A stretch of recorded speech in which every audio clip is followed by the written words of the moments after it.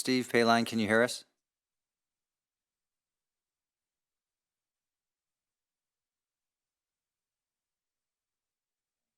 Chair Jakeway, we are ready to begin.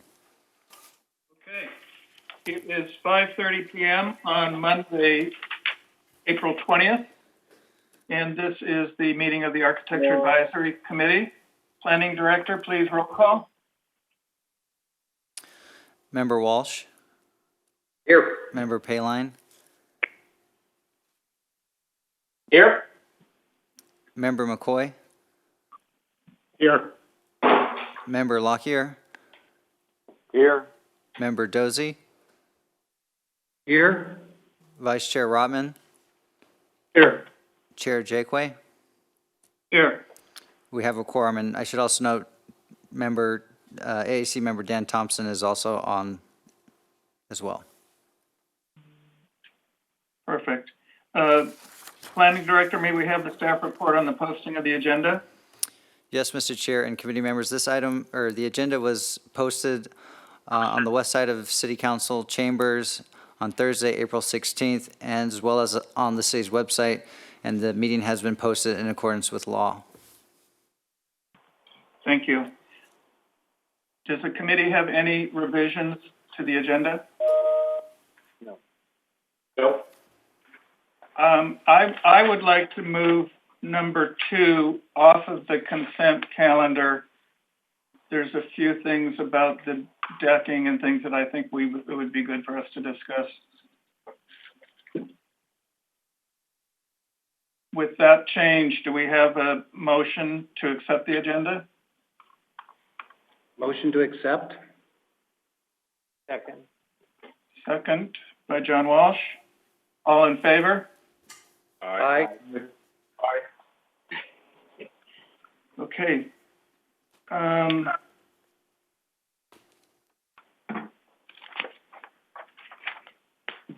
Do we do the minutes of the last meeting now, or this is the public hearing? This is a public hearing. Public comment. Since this is a public meeting, audience members are permitted to comment on any item that is within this committee's purview. We're going to do the public hearing a little different today, and that if the public is speaking on a specific item, they're going to speak now also. So staff has phone numbers to connect with the people who want to speak.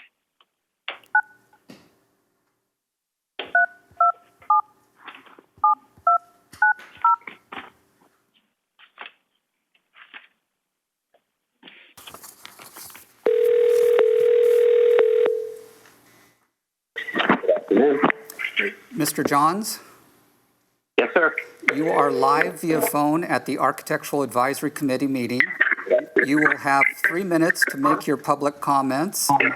If you are watching via computer, we would ask you to turn the volume on your computer down. Public comments. All right, I understand. It was easier for me to shut it off. You have 3 minutes to make your comments. You may go ahead and begin. All right, thank you very much. Good afternoon, Chair and committee members. My name is Gary Johns. I'm the president of the Palm Springs Preservation Foundation. The foundation has, for the past 11 years, advocated for the preservation and the restoration of the Town and Country Center. The board of directors of the foundation wholeheartedly support the project as presented to you this evening.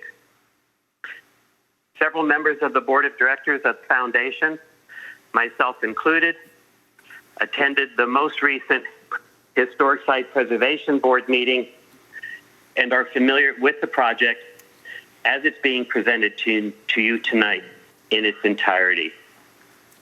The team of architects behind this project are highly qualified to complete the project to its highest and best use, with the quality, integrity, and character the center deserves. Members of this team, James Chiaffi, Susan Sequoy Jensen, are responsible for the restoration of the J.W. Robinsons and the most recent Captor Plaza. The adaptive reuse changes this project requires will be nicely balanced by the return of long-lost architectural elements that are being restored. Again, I encourage your committee to approve this project this evening. Thank you.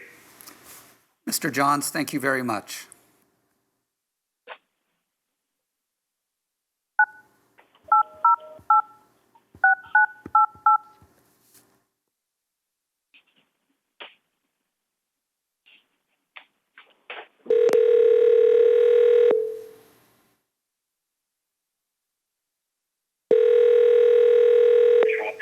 Hello.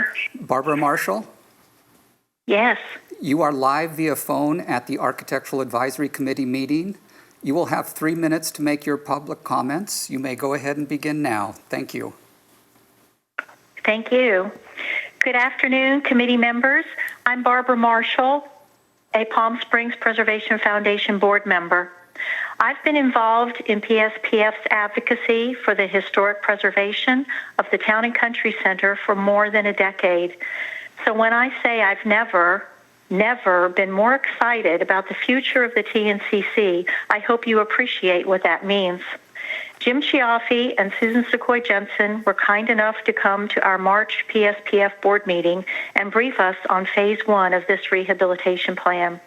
We asked a lot of hard questions and were quite impressed by the thoroughness of Jim and Susan's responses. Please support this plan. It deserves the AAC's enthusiastic endorsement. Thank you. Thank you, Ms. Marshall. Mr. Chair, that completes our public comments under this portion of the agenda. Thank you. Now we'll move ahead then. Are there any revisions to the minutes of the meeting of March 2nd, 2020? Hearing no revisions, do we have a motion to accept? Mr. Chair, this would be the consent calendar in total, including the minutes of March sorry. 2nd, as well as the item number 3 for the Parker Palm Springs. Thank you, David. So hearing no changes to the Motion to accept the well, minutes. now we're going to also, John, I'm sorry, I got out of order.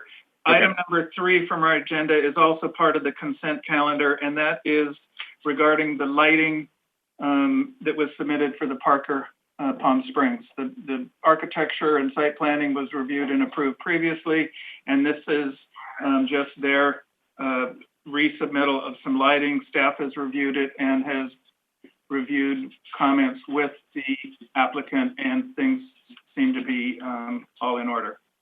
So do we have a motion to approve the consent calendar? I'll move. Second.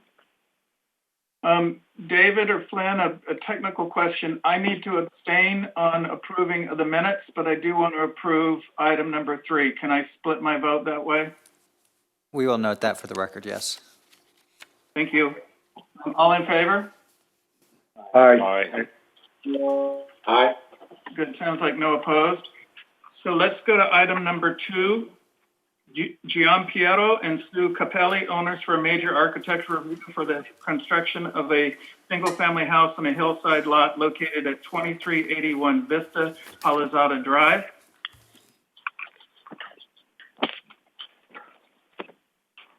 Do we have a staff report? Thank you, Chair. This is Associate Planner Glenn Malacker speaking.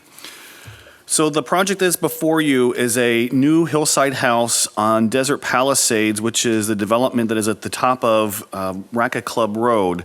So previously, we have given you a link to see our PowerPoint presentations, but it pretty much follows the plans that were submitted in your packet. So if there's a specific sheet that you want to discuss, you can call it out at the bottom, say sheet 7, 8, or L1 or L2, and we'll reference that as we go along.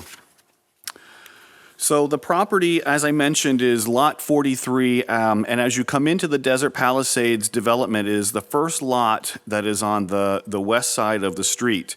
So the house, as presented, will be fairly visible. So it is a one-story, single-family house, 3,878 square feet on a 16,501 square foot lot in Desert Palisades.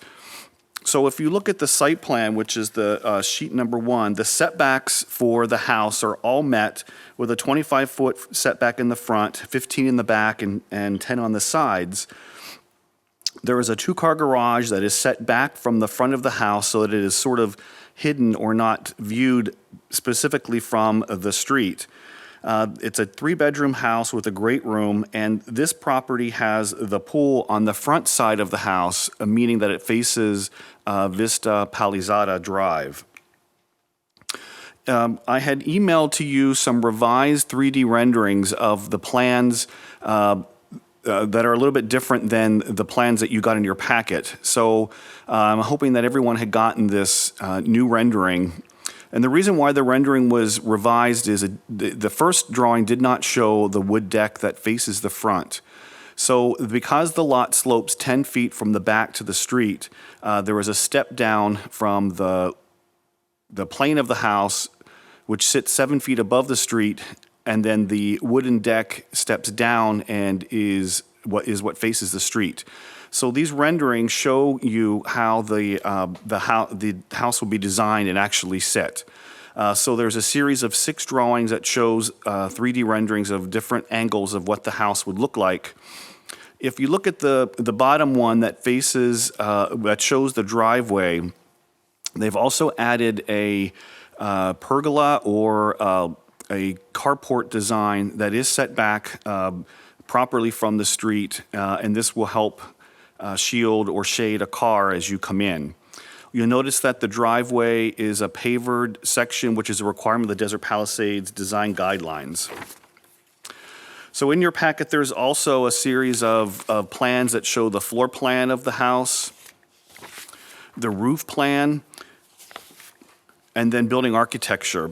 So the house has a maximum height of 18 feet, which is within the pillow or the maximum height that is allowed in Desert Palisades. So it is a truly one-story house. And, some of the houses in Desert Palisades sort of terrace down the side of the hill. This one is 1 story. You also find in your packet the material board that shows the different types of wood, the ipe wood, the smooth stucco, and other elements, including aluminum frame glass that faces the front of the house or the street. The landscape plan includes minimal planting, that's desert in desert plant palette, including aloe verde trees, and then a series of yuccas and so forth.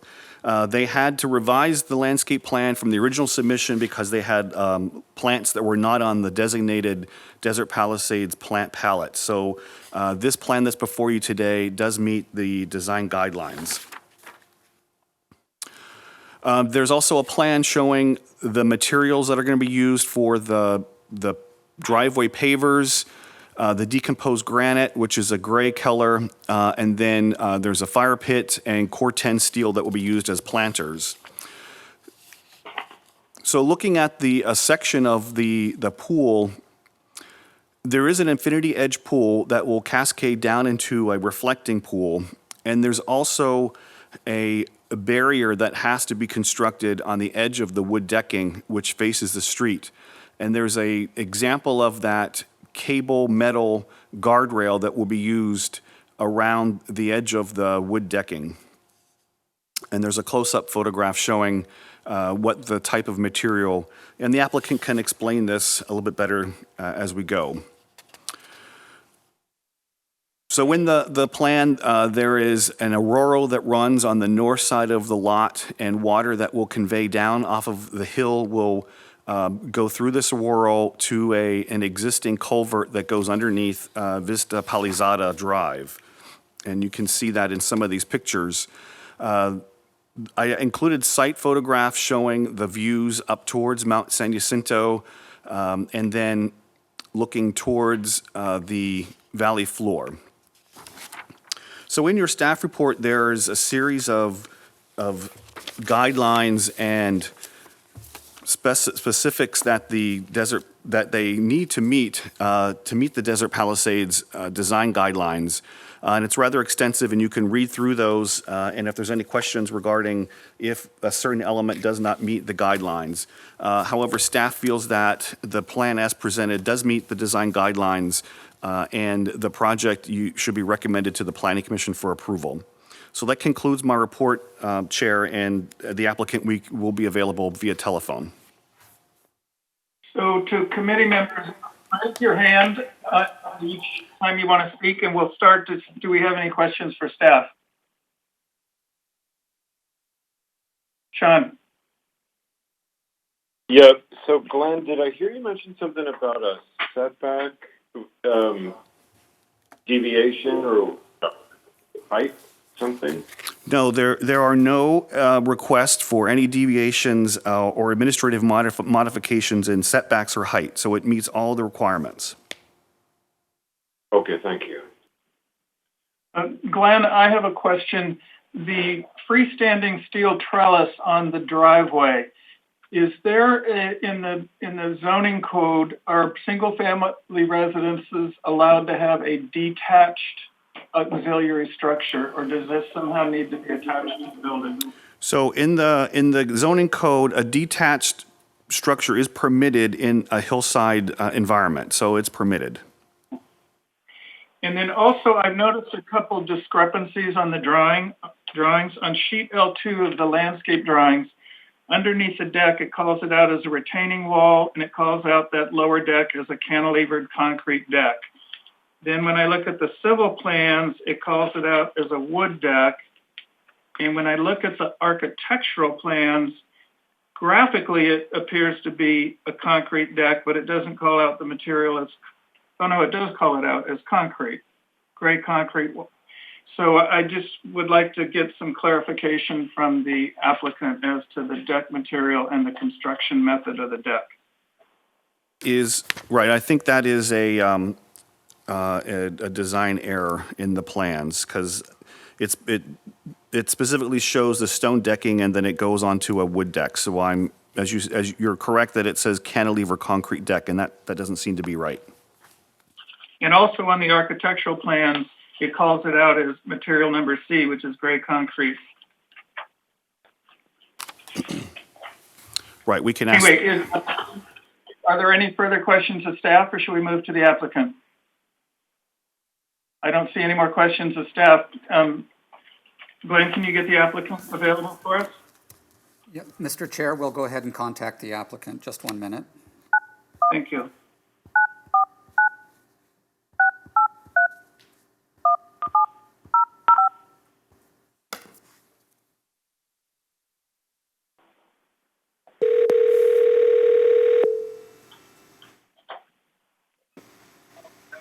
Hello. Hello, Eric. Yes. You are live with the Architectural Advisory Committee. We are discussing your item currently, and the AAC has questions for you about your project. If you are watching us, I'm watching it now as well. okay, if you are watching us via your computer, please turn down the sound so that there isn't any reverberation. Okay. Okay, thank you. Mr. Chair, the applicant is available for your questions. Normally, we would have the applicant make a short presentation to us, but I think just to make this as quick as possible, if it's all right, I would just like to make a few comments to get your response. And it mainly regards the lower deck at the swimming pool, the deck between the pool and the street. On your original drawings, it calls that out as concrete, and on your sheet 2, and then on the landscape drawings, it showed it as concrete. So I wanted to confirm that it is wood, but my bigger question is, it appears on your sections on both sheet 8 and 9 and elevations that the piers that support that deck are exposed. There's nothing screening the view of people on the street looking under the deck. Can you explain that to us, please? Yes, I've got the plans, and there has been some changes to that particular deck. The landscape Okay. architect it had actually changed it to a concrete retaining wall and then a cantilevered concrete deck. So we are going to be changing our plans to match what the client requested for that deck. So we, instead of seeing piers, we're going to see the face of a concrete retaining wall? Correct. The retaining wall, we still want the deck to appear as though it's floating above the existing terrain. So we will set the concrete wall back approximately 2 to 3 feet. Perfect. That totally answers my questions and resolves any questions I had. I think it's a beautiful home and a great project. Well, thank you. Committee, does anybody else have questions or comments for the applicant? Robert. Yeah, on the plans, it calls out for a vault under a portion of the deck for the pool equipment, and it shows a door, and this is off of the side yard. Can you talk a little bit about the access to that and what's really going on there? Let me take a look. I believe that was from the landscape architect. Let me see. And you see that, I'm sorry, where? L1? It shows up. L3. I'm looking at L1. That's where it's most clear, and it's yeah. So it's on the lower part of the drawing, and it says pool equipment vault, and it shows a door. Yeah, I'm looking at L1. I don't see it. But typically on the pool vault, what he'll typically do is it will have like a retaining wall system and then some type of deck or entrance to it. But I don't see it on his plan. At least, let me grab another one. Maybe I have an older plan here. I got the newer one here.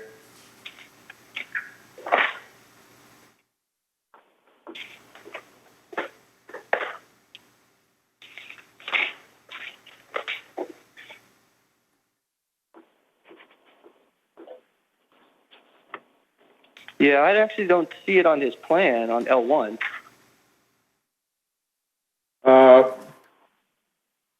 Well. Oh, I see it there. I see it now. I see it there. Yeah. So basically, he's we're going to actually, because the grade actually comes up, or it's actually fairly low at that point. It's about 4 feet lower.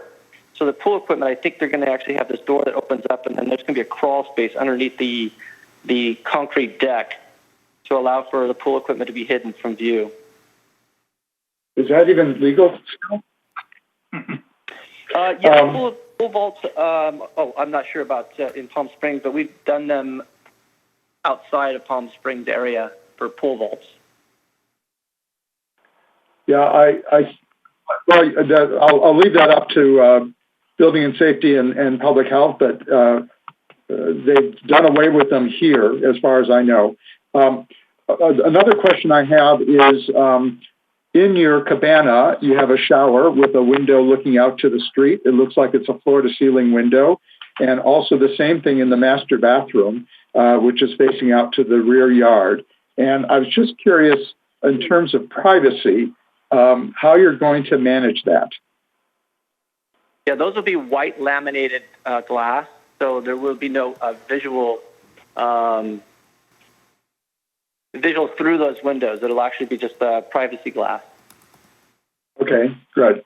And then I did see later on in the landscape drawings, but it did not appear in the architectural drawings, that you put a screen wall up along where the trash is behind the garage. And I just want to make sure that screen wall is there. Yes, it will be put into our plans as well.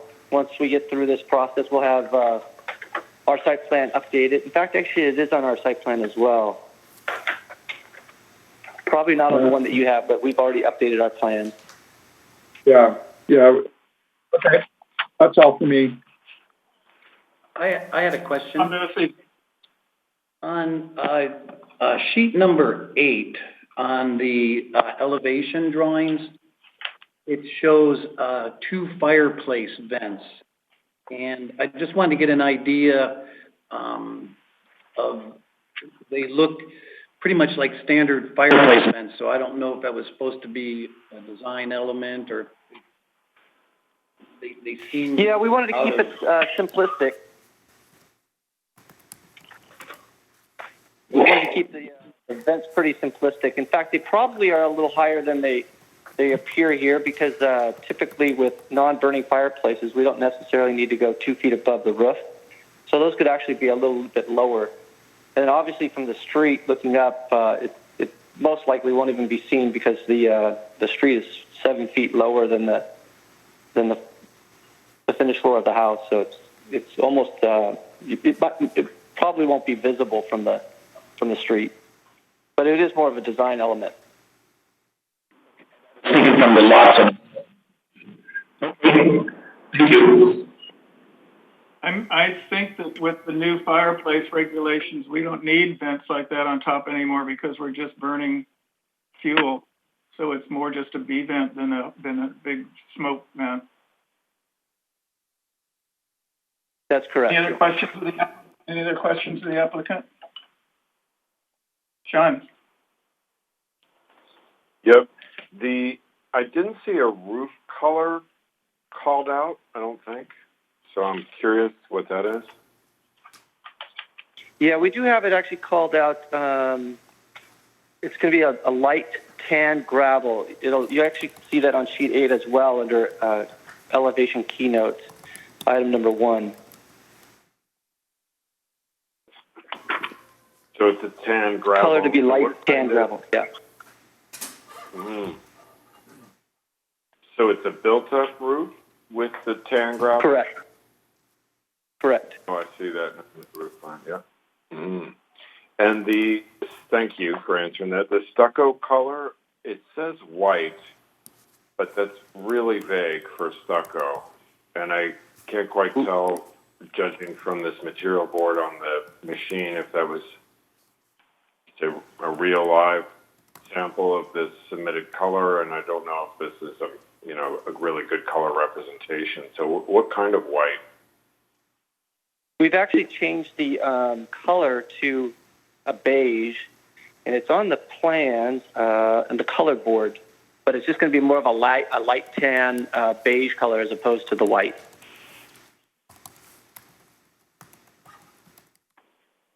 Mm-hmm. Is there a color reference number and model from a particular stucco company we can look at?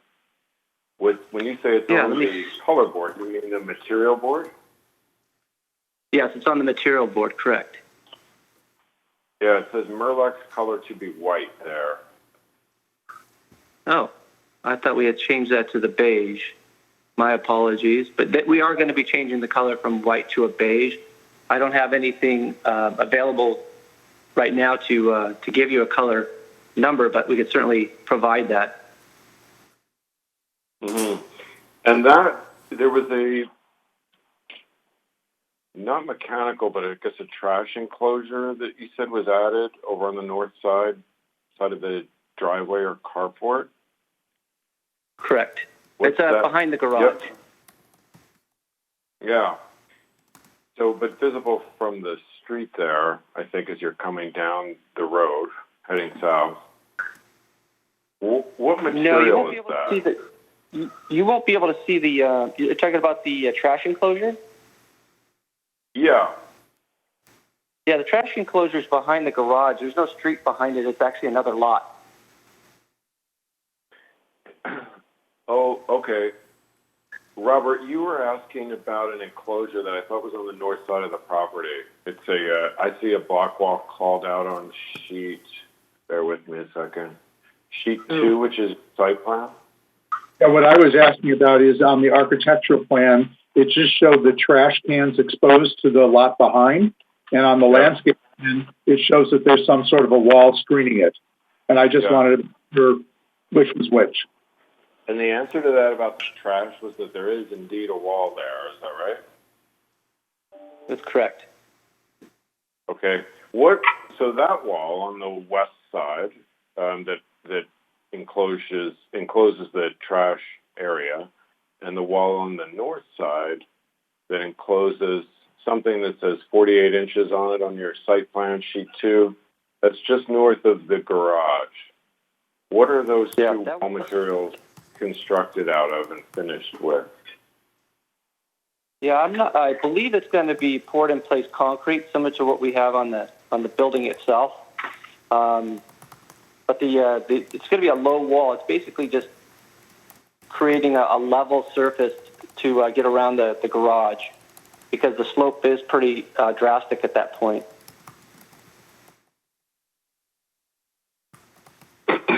Mm-hmm.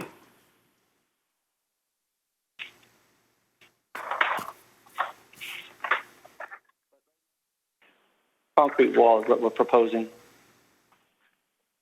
John? A couple quick questions on. Wait a minute, John, I'm sorry. John, did you have something to finish up? No, I think that was okay. Passing it to John there. Okay, thank you. John? Thanks, Sean. A couple quick questions on details. The fascia material is what? Painted sheet metal, perhaps? I'm sorry, what was that? The roof fascia material is what? The roof fascia material is going to be, it's a stucco. Okay, so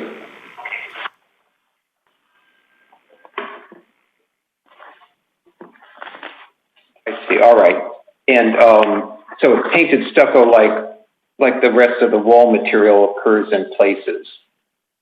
That's correct. It's going to be an integral color, which is going to be within the stucco itself. Okay, and then a question on your guardrails. When I am on L2, I see the color picture is the example of the dark bronze tubular steel posts and stainless cables. Which are you prescribing for the cantilevered roof, the cantilevered deck at the infinity pool? You have a 42-inch guardrail, because there's another detail of the Corten steel fence. Is that occurring elsewhere on the site? That's the pool fence, Yeah, John. there's the Corten steel fence actually is the south part of the property. It's near the pool equipment, so we're going to have a rail that comes across the pool equipment and then down and around that wood deck. But the Corten steel fence will actually take place in the south portion of the lot, and then there's actually a gate that leads to the side yard. I see. Understood. Thank you.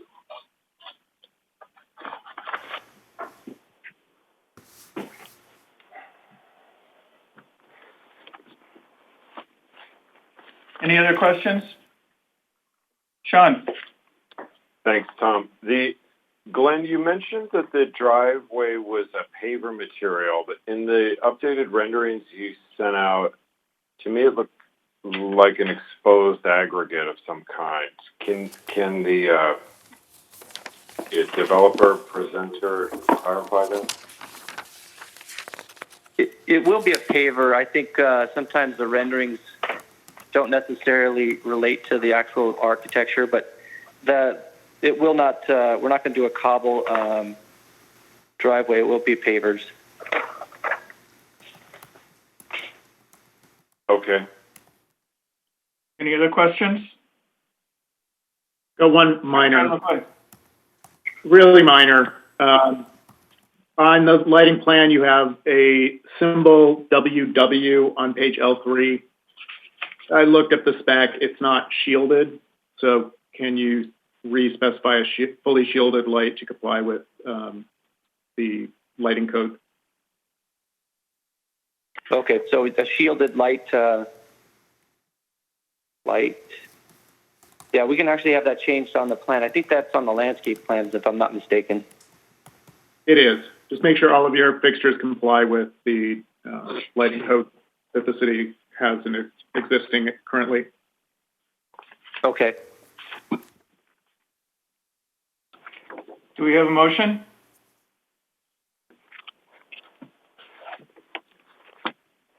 Sean? Well, I was just wondering if it's time to discuss this at all, or are you up to you? I don't know. I'm sorry. Sure. Do we want to have more of a discussion amongst the committee? I'm sorry. And Sean, why don't we start with you? Okay. Yeah.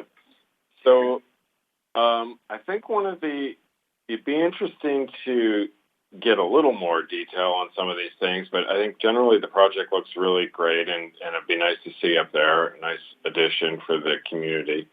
Tom Dosey's comment or question rather, about the chimney caps, I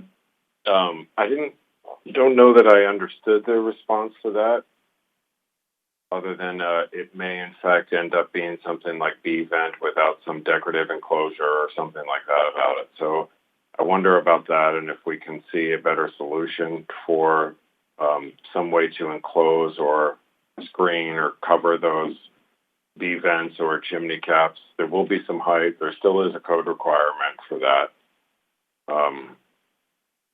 That I also wonder about the roof penetrations, which this is something I'm familiar with in the development up there. I'd hate to see, so bathrooms are pretty spread out on this floor plan, and if there was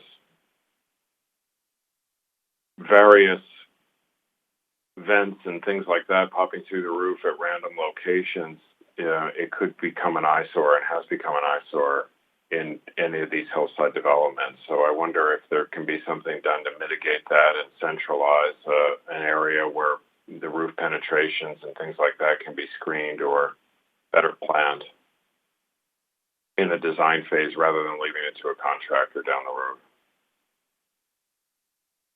road. Other than that?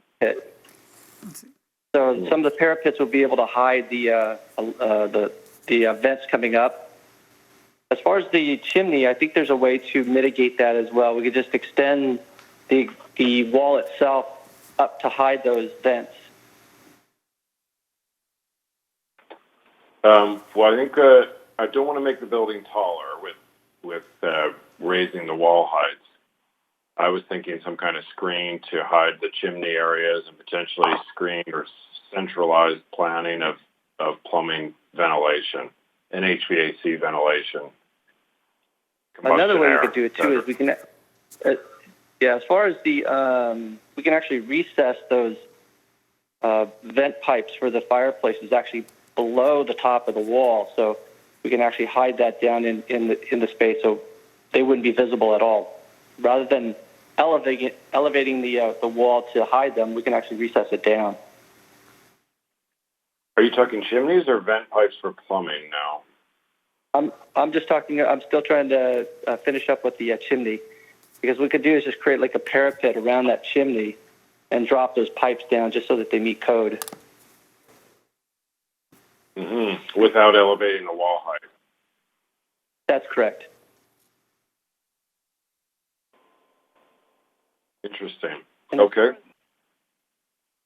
Here's the plumbing. Most of the pipes will be taking place at the rear portion of the house, and we do have a parapet at the rear part of the lot. So a lot of that will not be visible, especially from the street. You might go into your roof plan then and showing I don't really see that parapet. I do see roof drains on here. 7.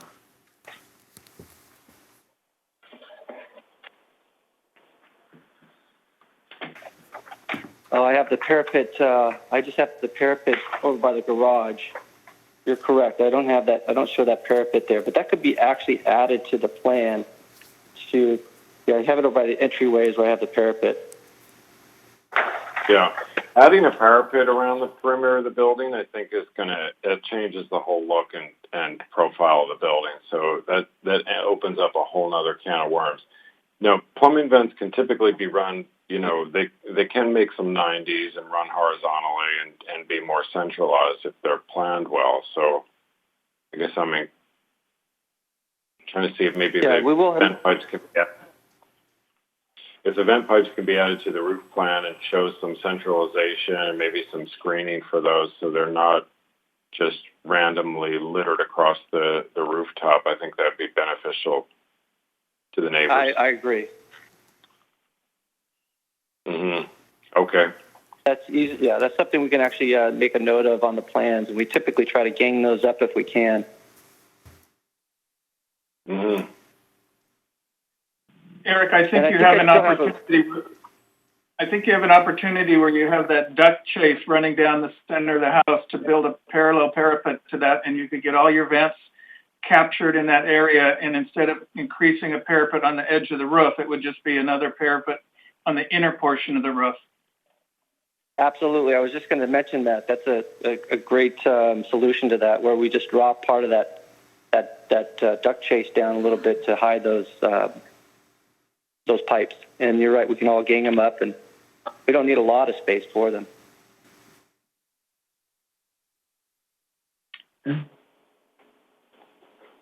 Committee, any other comments amongst ourselves, amongst the committee?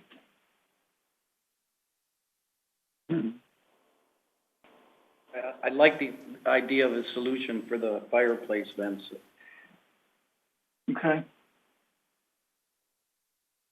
Okay, is there a motion now?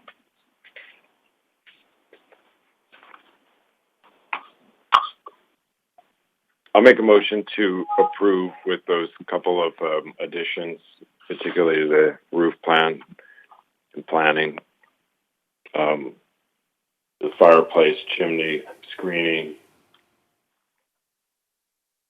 Anything else to add to that? Can we confirm that the lower depth of the pool is concrete, not wood? Okay. And then, well, and depending on what happens with the pool equipment, and it ends up. One more Sorry, time, that was Robert? really jumbled. Sorry. So I was going to say that we add a condition that if the pool equipment ends up not being in that vault, that it is properly screened. Perfect. Sounds good. Do we have a second? Second? Second by Tom Dosey. All in favor? Aye. Aye. Aye. Any opposed? Thank you very much. Eric, thank you for Thank being you. available. Thank you. Okay, item 3 was approved as part of the consent calendar. We're moving to item number 4, unfinished business. David Navarro of Conserve Landscape on behalf of Sunrise East Homeowners Association for minor architectural review and approval to convert 21,100 square feet of turf to desert landscaping at the Sunrise East condominium complex. Do we have a staff report? Yes, thank you. Good evening. As introduced, this is a proposed turf conversion project at the Sunrise East condominium complex. This project is actually for the South Cerritos Drive, East Sonora Road, and South Farrow Drive frontages of the condominium complex, and the total area is about 21,100 square feet. Just to give you the history of this project, the phase 1 of the project, which involved East Mesquite Avenue frontage, was approved by the AAC on September 16, 2019. And AAC reviewed and approved the proposed second phase on January 6, 2020, subject to conditions of approval. The applicant submitted a revised plan to the Department of Planning Services, which showed extensive alterations, and staff determined that it would be appropriate for the matter to be coming back to the Architectural Advisory Committee for review. And these are the images of the existing site conditions. The property is developed with Aleppo pines, weeping bottlebrush, and extensive turf, as well as meandering pathway on all frontages. And these are the images shown on the East Sonora Road, South Cerritos, and again, the picture also shows the different part of South Cerritos Drive frontage. The proposed project actually includes a plant palette, which consists of desert plant materials that are recommended in the lush and efficient gardening book, including Mexican and California farm palms, desert spoons, firecrackers, as well as boulders, Copper Canyon, and the crushed rocks, and Great Crest boulders. This image to show what was approved by the Architectural Advisory Committee at the previous meeting. on January 6th, and the right side is actually colored rendering, which is proposed by the applicant. The applicant also submitted a justification letter to explain why the HOA is making the changes that's being shown on the proposed plan.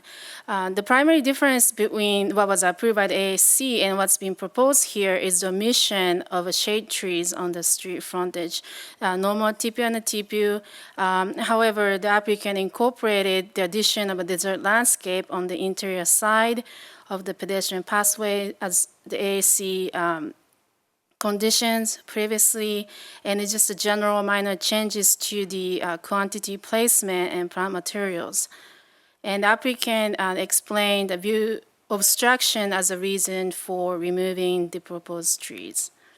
And this is the extension of South Cerritos Drive frontage. Again, the omission of shade trees and the inclusion of a desert landscape planting area on the interior side, and continue to the southeast corner of South Cerritos Drives and East Sonora Road.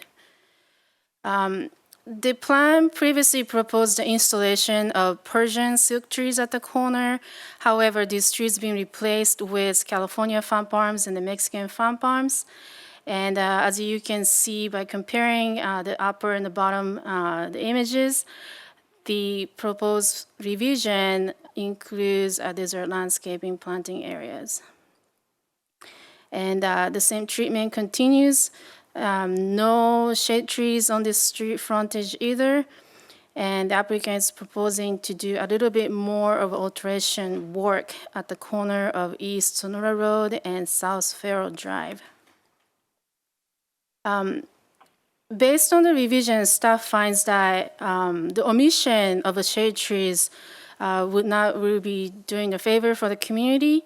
And also the staff finds that the tree installation will not interfere with the view shed based on the layout and configurations of the residential units. And then also staff finds that the composition is weakened by a lack of connection in the form, location, the planting design between the interior and exterior sides of the pedestrian paths. And for this reason, the staff recommends ASC approve the proposed project subject to conditions of approval. And this concludes the staff presentation. Staff is available and applicant is available via telephone as well. Thank you. Thank you, Noriko. Does the committee have any questions of staff?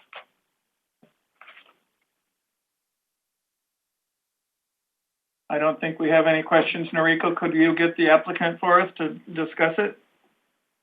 Yes.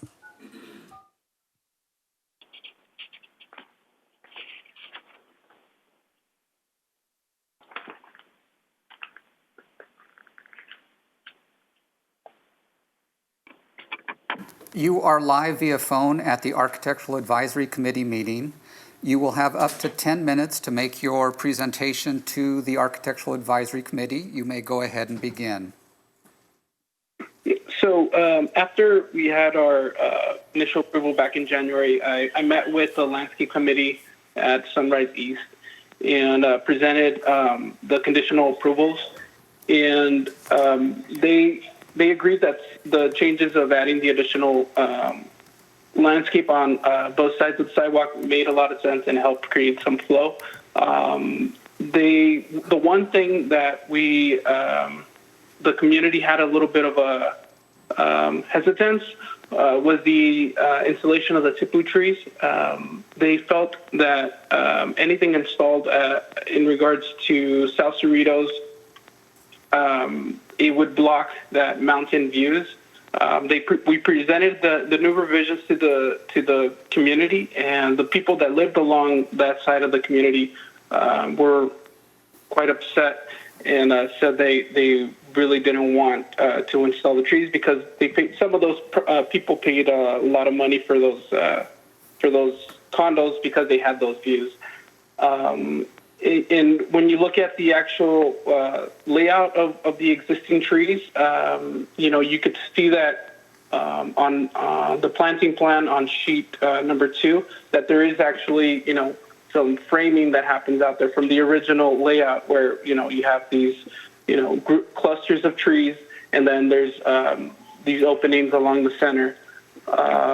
There's also existing on the property, there's 750 existing trees, and they felt adding more trees would, it wasn't necessary. But they did agree to installing fan palms. They felt that the fan palms would still give that upright element, the space. It would give us some layers, where we'd have our ground covers, we'd have medium shrubs, and then have something taller to look at.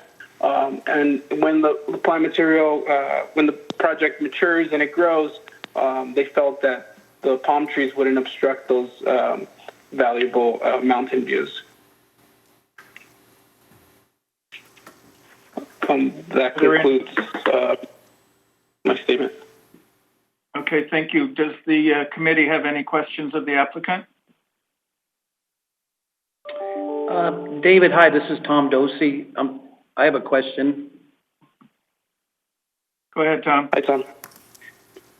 My question is, were there originally trees in there on the original plan that were taken out in the past few years? I'm sorry, like existing trees? Were there original trees that have been removed along the streetscape? There is some remnants of existing trees. In some of those sections, you'll see that there's like light fixtures where you could see that there was trees. But it was very minimal, the amount of trees that were there. So since, you could see that those trees have maybe been taken out over the years. And, once you take out those trees, then, you open up and you can see more of the mountains, and that's what they're trying to protect. Correct. And it appears there's a lot of trees on the inside of the wall along the perimeter. I mean, it's almost void on the outside, but pretty high density on the inside. Exactly. And from talking to the landscape committee, everybody works with budgets. They feel, more trees, over a period of time, it adds additional cost. And that's something that they're always kind of mindful of, working with budgets and making sure that their maintenance on those trees, is, try to keep it down. Right. And I think to add the additional trees, the trees would most likely fall within the lawn area and not a landscape area. There's a couple where they could be put into the landscape area, but it's a little bit too narrow between the sidewalk and the curb of the street, I would say, especially for the and roots. those would. I'm sorry, and that's what we looked at. When we thought about replacing those tippy trees, we looked at the Washingtonias, or just a fan palm, and that's where we show them. We show them, I guess, in between the property wall and the sidewalk, where we have a little bit more space to grow. Right. Okay, no more questions. Any other questions of the applicant? Actually, I did have one more question. There is a landscape planting area. It's on sheet number or page number 5, and it's up against the wall, and it contains, it says desert scene east of sidewalk to improve flow, palms installed for height. What is the length of that planter area? There's, I'm sorry, I'm trying to look at that. Is that there's where it goes from the sidewalk to the property wall? Yes, there's a planter cut out in the lawn area along the property wall. Yeah. If we use the sidewalk as reference, the sidewalk is, I'd say, about 4 to 5 feet. So that planter bed should be It's about 6 feet wide, 7 feet wide. Yeah, and then what about in length? So it's about 80 feet. If I reference the graphic scale, it's about 80 feet. Okay. In length. Okay, thank you. Any other questions from the committee for staff? For the applicant?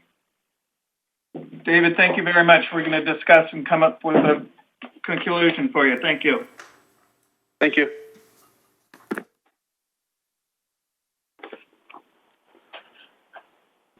I'll start. I was out at the site just before the meeting, and Tom, you're correct. There are a lot of big trees on the inside edge of the wall and probably several feet of various hedges, pyracantha and other things that are showing above the wall. But from the wall to the street, it's dead flat and it's just lawn. So I think the sculpting of a variety of heights of materials going up to that wall would be a real improvement to what's there. Because there's so many trees behind the wall, I don't know that we really need trees on the street side of the wall. I think the addition of the palms and maybe some shrubbery that would get to be at least wall height would layer all that, and I think be a real nice improvement to that streetscape. And I like how he's now utilized the edge of the sidewalk as kind of the header board for the turf areas. Mm-hmm. So that'll help save water and eliminate those narrow areas of turf that are difficult to irrigate. Other comments from the committee? Sean? Yeah. Is there some compromise where maybe staff request for more shade trees on the perimeter? I mean, do we all feel like this is adequate? I'm not quite sure where we're going with. Well, I will say they did install shade trees when they did the northern border of the complex. And I can understand the argument for not blocking views, but when you look at the aerial photograph, the units are oriented in different angles. So I'm confident you could find areas along there to put trees that wouldn't obstruct the views from the units. And then along the side street, along Sonora, again, I don't know that there's really a mountain view that would come into play, so that putting trees there certainly could be an opportunity to do that. Yep. I'm not sure how to condition that unless it's the equivalent of a certain tree per lineal foot. They can be clumped, they could be spaced apart, grouped, whatever, certain species. I think staff's asking. Mm-hmm. One of my thoughts about that would be, though, that because there are so many trees on the inside of the wall, it really hit me how many trees there were, and they're very, very mature. So besides being tall, they're broad and create a strong presence. I fear that in some cases, putting in trees might make it almost seem too dense, that you've got a big planting material outside the wall, kind of fighting against the large amount of plants on the inside of the wall.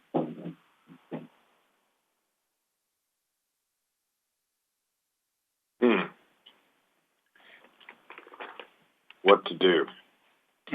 I think there's a case to be made, and I think staff was trying to make it that from a pedestrian point of view, having these long stretches of sidewalk without any kind of shade relief is important. And I think that was what their point was.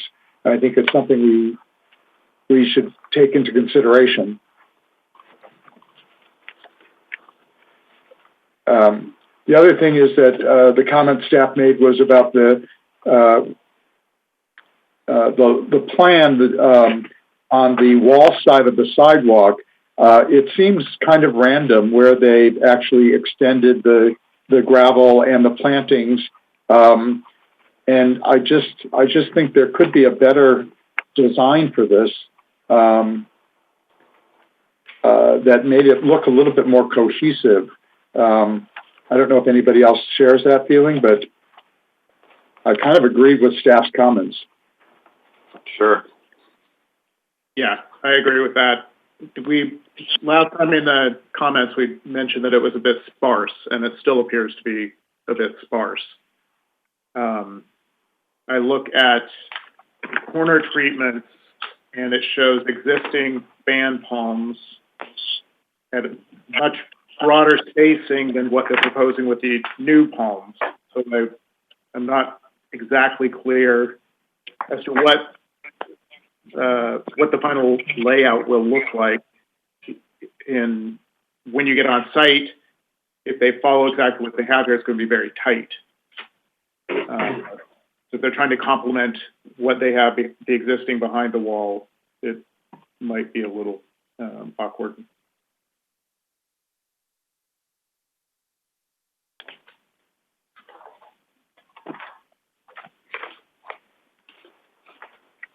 The other thing I notice is that the frontage along Mesquite that they've already re-landscaped, the walkway is a much more of a meandering walkway, so it creates much bigger pockets of potential landscape between the walkway and the curb. On the two frontages that we're looking at now, Cerritos and Sonora, it's almost a straight shot for the sidewalk, just several feet from the curb, so there's very little opportunity to get even shrubs in there, no opportunity to get trees in there. So I think that the small amount of shrubs they're showing are definitely an improvement, but they need to look at the opportunity to increase the landscaping between the walkway and the wall.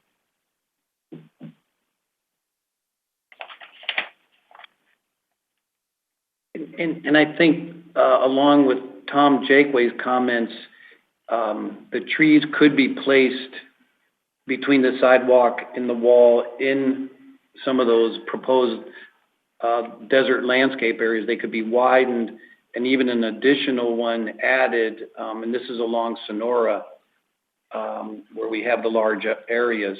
So that way the trees aren't placed back into the lawn area, but into a landscape planting area. I'm not sure. John Walsh? I'm not sure, Tom, if this supports what you said there, but when you look at, you've got south sun angles and west sun angles. And basically as the positions of the trees move deeper toward the wall, they're less effective in terms of any sidewalk shading. So, it would take some thought to kind of get them positioned correctly to get the maximum you can out of their positioning to create some sidewalk shade. The other thing that it's sort of disconcerting, we've got staff report that's doing an analysis that says that there is no view blockage, but we've got homeowners that see this as a detriment in terms of their views. And that's a difficult dichotomy of positions. And I'm just not sure, is there a clear answer to that? Will views be blocked or will they not?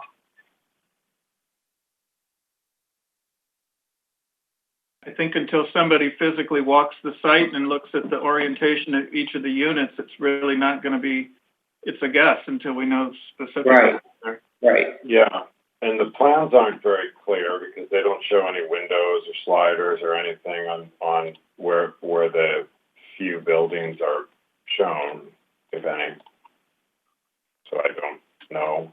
The other item I'd like to bring up is something Tom pointed out, which was,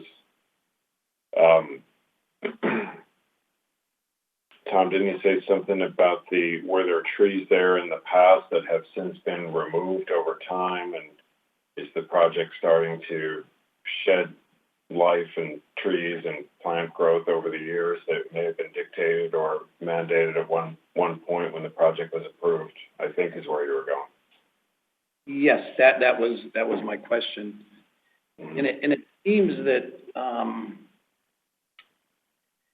the way the units are oriented on the site plan, they're not like right up against the wall, and most of the trees are already the challenge is, as Robert pointed out, there's not enough room between the sidewalk and the curb to place a tree there that would actually shade the sidewalk. So you position them in a way where you can get them where they could actually hang over and provide some shade by increasing some of those planting areas. But I don't really see it as a view problem myself. With proper placement. Correct. Yeah.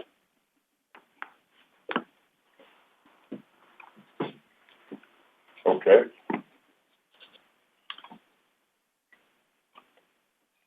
So that said, do we have, to go to Sean's question, do we say plant a minimum 24 or 36-inch box tree at the equivalent of one every 50 feet, and you can group them in small groupings if the design were to work with that? I think, again, we're just going to kind of come up with a number, but when I'm looking at the aerial photograph, it appears that there's, one building is tilted at 45 degrees and another's at 30 degrees, and they're looking opposite directions. So in that little angle between the two is a great place that you could put some trees and not affect views. So I'm confident that they could find spaces along both of those streets to at least have, say, at least 3 clusters of trees along each street frontage, 3 or 4. I'm in agreement. Yeah. Me too. I think 50 feet is 1 per 50 is even fairly lenient. Not quite sure the dimension of this particular block. That'd be 6 trees. If it's 300 feet along the west side. Yeah, 1 in 50 would be pretty dense, I think. Yeah, that's a long frontage along Cerritos. It's more like 1,000 feet at least, probably. Yeah, it's about 1,200 feet.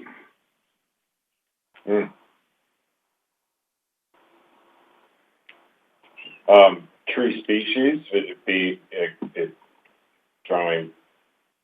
It's 1,200 feet. It's 24 palms or something. I'd like to keep it from just being all palm trees that don't really do much to accomplish the goal. Well, there are the new street trees that they put in along the north side. It might, and I don't know if that's a 2P or what kind of tree, but it might make sense that they continue that same tree around the entire property. Any thoughts from, should we ask the developer for any thoughts on this item? Repeat the question? Any logic to asking the developer to jump in with any ideas on this particular topic right now? Sure. David, are you still there? Mr. Chair, we'll need to call him back again if you would like. Should we? Well, unfortunately, he's just a hired contractor, not the person with the checkbook who's making the decisions. Yeah, I just wondered if we wouldn't have some insight on what might be agreeable or preferred and try to meet them in the middle rather than dictate something that's going to give them a lot of grief. Sure. Flynn, could we talk to David again? Yes, we'll go ahead and call him. I had a quick question for staff. How many trees were originally proposed when they had the previous plan with the tipo trees? Hello, David. I believe there are... David? Oh. Mm-hmm. The AAC has a question for you, if you will hold just 1 minute, please. Mr. Jakeway? Before I ask the question, Noriko, do you know how many trees were on the previously approved plan? I believe several tipo trees are proposed on each frontage. I can't do the actual count right now, but I believe it's several. Okay. David, we're understanding the need to prevent blocking views from units, but the entire length of the wall isn't a view corridor for that entire complex. So what we're wondering is, could there be a tree placement study where you could walk the project with the homeowner's rep, look at each of the view corridors, and then establish a place on the opposite side of the wall where the installation of 1, 2, maybe even 3 trees as a cluster, since that's the way a lot of the trees on the existing plan are done, that we could get some trees on the street side of the wall, but let an on-site inspection determine where those trees would need to go. Yeah, I could definitely walk the property and look at the views from the inside, and we could set locations where we could find clusters of trees. The only and I had a long conversation with the landscape committee, and where the landscape committee is coming from is they don't want a fast growing tree. What they're after is something that is a little bit more of a smaller tree, something that won't just overtake a space. Something that comes. Go ahead. That's exactly what I was going to ask you, if there could be a variety of tree that's not a really tall growing tree, like the bottle trees or the eucalyptus, but something that might be shorter and broader, so we get the full impact of the foliage down at sidewalk level, an olive tree or something that grows more in that kind of shape. And with your professional experience, you might know of a couple of varieties that you could suggest to the HOA that would satisfy that. Yeah, we could look at it at some acacia trees or something along that some cacawacos, something that gets us some color. And maybe we could introduce, the palm trees as just of a blend, so we have, some different trees in there, so it's not just all one type of tree, and we have some, some interest in there as well. Right. And I'm not sure how much of the Kakalaka. Tom Ducey? Yeah, David mentioned the Caesalpinia Kakalaka, and I think that's a good choice. It's more of an understory tree, not as large as those eucalyptus, and would give a nice effect. Yeah. And has winter. Yeah, what else? Go ahead, David. I think that's a great. Once we I'll go out there and I'll look at it, and I'll look at it with the landscape committee, and we'll designate some areas that we could, still highlight those accent views, and and still have some variation in species, so it's not all just the same type of trees out there. So we'll try to accommodate and find that medium ground. I think that's exactly what the committee is looking for. And Tom, Jake, just to put out a number for some direction, my thought was maybe 12 trees along each frontage. So we could group them or at least space them as kind of a minimum. It appears that they would easily fit in there. Okay, I think we have a motion germinating. Does anybody want to put it in specifics? Well, do we want to see this again, or would this be would staff take it from here with some general conditions that they can review and move this project on their own? I think that because this came back to us because of staff's concern, I would be confident letting staff take our input, make our committee, and let staff review it. I think that they know what we're looking for. Okay, then I'll make a motion that we recommend this project for approval with the condition that the quantity of roughly 12 trees per frontage be met, and that staff work with the developer on the type and variety of trees, that we don't end up with all one species or, half and half of something. and that the placement is established by an on-site walkthrough to prevent view blockage. Sure, yeah. And maximize the amount of shade that increases over the sidewalk areas. Over the public sidewalk, I think that's great. Do we have a second? Do we want to talk about the line, of the randomness of this? The proposed planting areas on the wall side of the sidewalk. That was the other comment, and it does seem kind of, I'll put a little patch here, I'll put a little patch there. There's not really a cohesiveness to it. Yeah, and I think you, Robert, and Tom had some recommendations on some layering and berming with more of a crescendo in height as you move back towards that property garden wall. I like that also. And increase some of the density in some of the planting beds. Yeah, I've got one last minute thing also. The size is everybody okay with? There's a lot of 5 gallon on the legend there. Sorry to bring that in so late. As I see it, I'm looking particularly, there's some red yucca, smaller, more delicate items being planted right along the street there. It's in a 5 gallon material.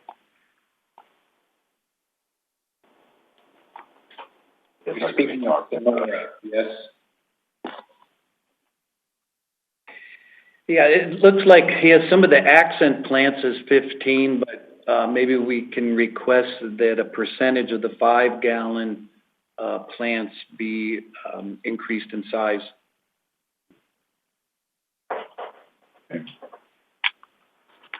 10%, 20%?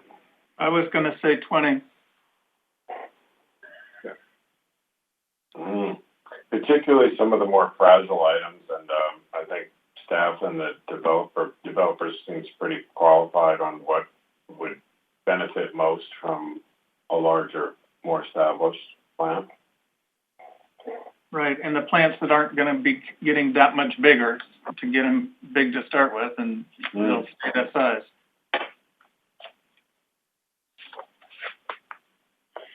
So now that's a complicated emotion. We are reorganizing. I think we're relying on Flynn's great note-taking. Yeah. So, staff, Noriko, do you have a clear idea of what this motion just said? Could you give us a little synopsis or rundown? Yes, this is what I wrote down. So it's motion to approve subject to staff review. The approval of the conditions of approval include approximately 12 trees to be installed per street frontage, and the staff will work with the developer. The proposed tree is supposed to be diverse in variety so that the frontage will not appear monotonous. And then also the location of the trees to be based on the walkthrough conducted by the applicant. And then also at least 20% of the 5 gallon plant materials, at least 20% of the 5 gallon materials to be increased in size. Those are what I wrote down. And to add some layering and a little more density to the plants between the curb and the wall. Oh, yes. Sorry, I wrote that one as well. Committee, does that cover all of the thoughts that we had? Is there a second? Second. Okay, we got a lot of seconds, so we'll say that John Walsh seconded it. All in favor? Aye. Aye. Thank you, David, if you're still there, and thank you, Noriko. Thank you. Okay, we're on to new business. Number 5, Roosevelt LP for a conditional use permit and major architectural application for the construction of a 3,452 square foot drive-through restaurant and retail store on a vacant pad site at the Sunrise Square Shopping Center. Thank you, Chair. Thank you, Chair. I would like to start off by saying that the Planning Commission has previously reviewed this project back on March 25th of 2020. The reason why this is that the city is trying to streamline land use entitlements by having a conditional use permit approved by the Planning Commission first, and then bringing the architectural design, landscape, and other elements of a recommendation from the Planning Commission back to the Architectural Advisory Committee. So this is our first foray into that sort of design element review. So what I'd like to do is just talk about the location of the site. There's a pad site that's located in the Sunrise Square Shopping Center. It's a grassy area that's adjacent to Wells Fargo at the corner of Vista Chino and North Sunrise Way. So when the project went to the Planning Commission, they gave direction to the applicant to do several things. And I'm going to go through them right now, and then we'll talk about them in more detail. So the Planning Commission approved the project, the conditional use permit, and the major architectural, but they asked for a couple things. One was to add a shade structure over an outdoor patio seating area. One was to remove one parking space adjacent to this outdoor seating area to increase it so that there was more room for people to enjoy the outdoors. Remove one parking space adjacent to the trash enclosure, and I'll show you where that is in a minute. And that was to increase a landscape island in the hopes that the planting that will be added there will have more room to grow. They requested that the AAC review the landscape plan. Currently, it's a grassy pad site, and adjacent to the site is the Wells Fargo, and there also is a grassy area, and their landscaping is more desert. So they wanted the AAC to see how the two grassy area, turf area, and the desert would meld together. And then also have the AAC make a recommendation on the screen wall design along the street frontage. And we'll go over that in just a minute. So as I mentioned, the project is the pad site that is adjacent to the Wells Fargo. It's 3,452 square feet. It's a drive-through restaurant and consisting of 2 units. B1 is the restaurant unit, which is 2,200 square feet in size. It'll be the end that faces North Sunrise Way with the drive-through window. Suite B will be a 1,204 square foot retail space or restaurant space. That space would not have ability to go through, have a drive-through.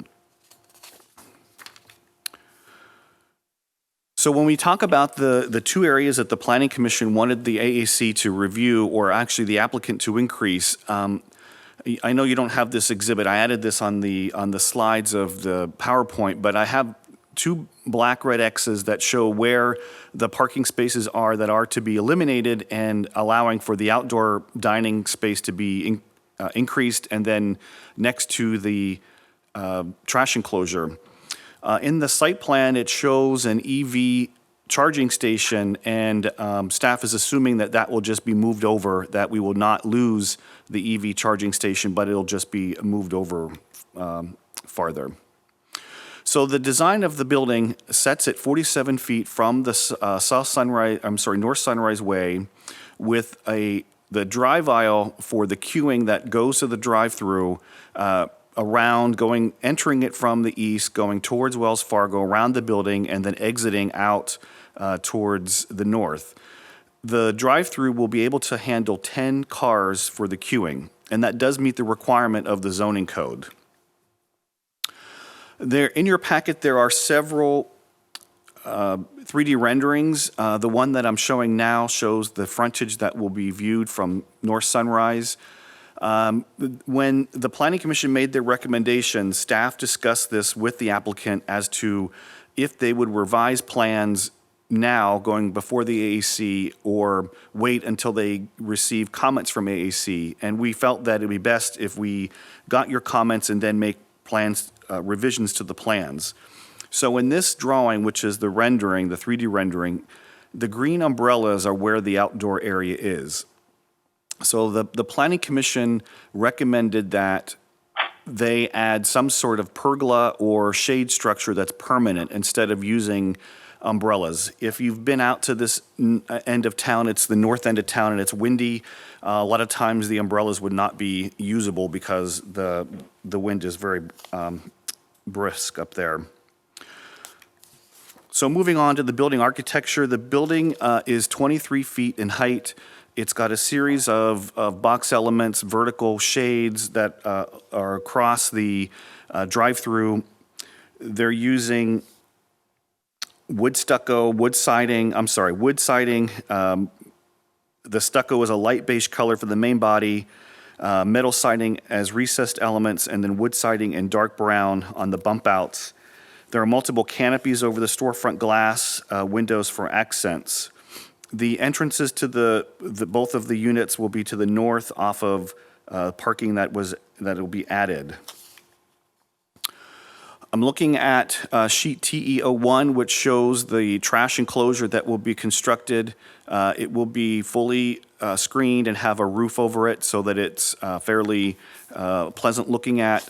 And then, as I mentioned, one of the parking spaces that shows now, it says EV Air, that will be removed and moved over and to make that landscape island a little bit larger. You have a materials board that's in your packet that shows the type of wood material, the beige and brown colors and the grays that are proposed, plus the canopies. And then there's grading plans and then site circulation. So in Planning Commission, there was a question about the proposed restaurant, which I think the applicant will tell you what it is a high volume location, and how would traffic circulate in and around the property. So in your packet, there is a plan that shows how traffic will circulate off of East Vista Chino and North Sunrise Way, and how it all intermixes with the overall shopping center. So the shopping center has 706 parking spaces that encompass in front of the World Gym and then on the Albertson side. So the number of parking spaces is adequate. Turning to the landscape plan, you'll see that there is a mix of desert willows, fruitless olives, palm trees. The lower plants include Texas Ranger, gold lantana, and other accent plants. So they have included some turf that will try to join the two turf area in front of Wells Fargo and the desert landscaping in front of the new the new restaurant that will be built. So there are some photographs that show the turf area in front of Wells Fargo. And also there's photographs that show the wall that exists now along Sunrise Way. So it currently is a rough stucco that matches the design of the shopping center and a combination of wrought iron fence. The wall design has not been pinned down, and the applicant may be able to describe it better. There was a comment at the Planning Commission about the overall design of the structure is not consistent with the rest of the shopping center. And the Planning Commission felt that at some point the shopping center will go through a renovation itself and may change the look. So they were not particularly concerned that this building is out of scale or out of different design elements as the rest of the shopping center. So I wanted to mention that. And once again, there are some photographs of the low wall that is required to screen the queuing area for the drive-through. Going through to, let's see. Going to signage. So the shopping center has a sign program that is approved for Sunrise Square. If I get to, here we go. And they're proposing a monument sign. So any changes that they're requesting that does not meet the sign program requirements would have to go back to the Planning Commission and ultimately through the Architectural Advisory Committee. But I just wanted to mention that there's no signage proposed tonight, but I wanted to make sure that we discussed it. Also in your packet is a lighting plan showing the photometrics for the site. There already is lights, pole lights for the shopping center, so they're not proposing any of that. They're just adding fixtures to the walls of the building itself. So in your packet is the resolution that the Planning Commission approved the project and the conditions of approval. There's an excerpt of the discussion at the Planning Commission, and there's a justification letter from the applicant.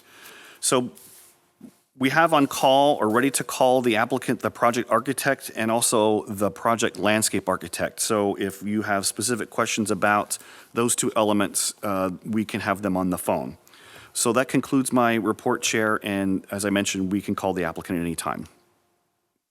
Thank you. Questions of the committee for the staff? Yes, one. John McCoy?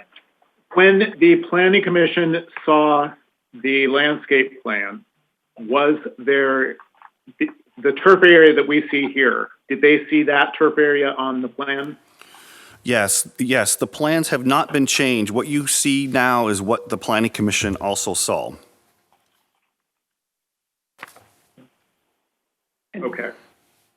Can you possibly give us a little clarification as to what they were looking towards us for in relation to blending the lawn areas?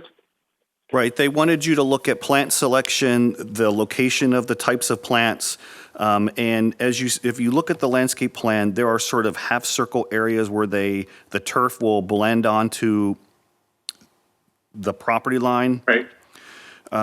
Is that appropriate? Should there be a border board or what? How should it gel? They wanted you all to look at it.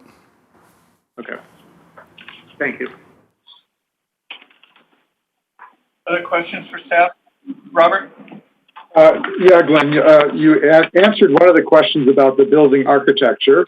And the other question I have is, do you know if any of the colors that the applicant has selected, if they match the existing stucco colors on the Albertsons, the World Gym, or the Wells Fargo? Or is it just the color? I think from what I can see by the paint colors, and they are called out on the architectural drawings and on the material board, I would say that these are not similar to the rest of the shopping center. Okay. Thank you.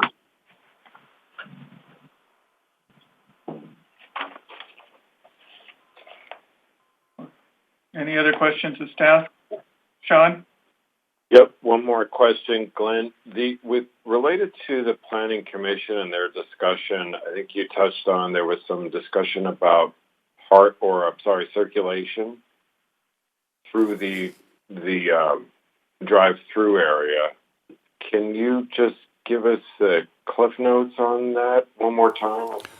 Right. So they were concerned, how would somebody who was driving down Vista Chino going west, how would they get into the site? So we had a discussion of when you go west, you turn into the shopping center that would be between Wells Fargo and World Gym, and you'd navigate through the parking lot and come back through the drive-through.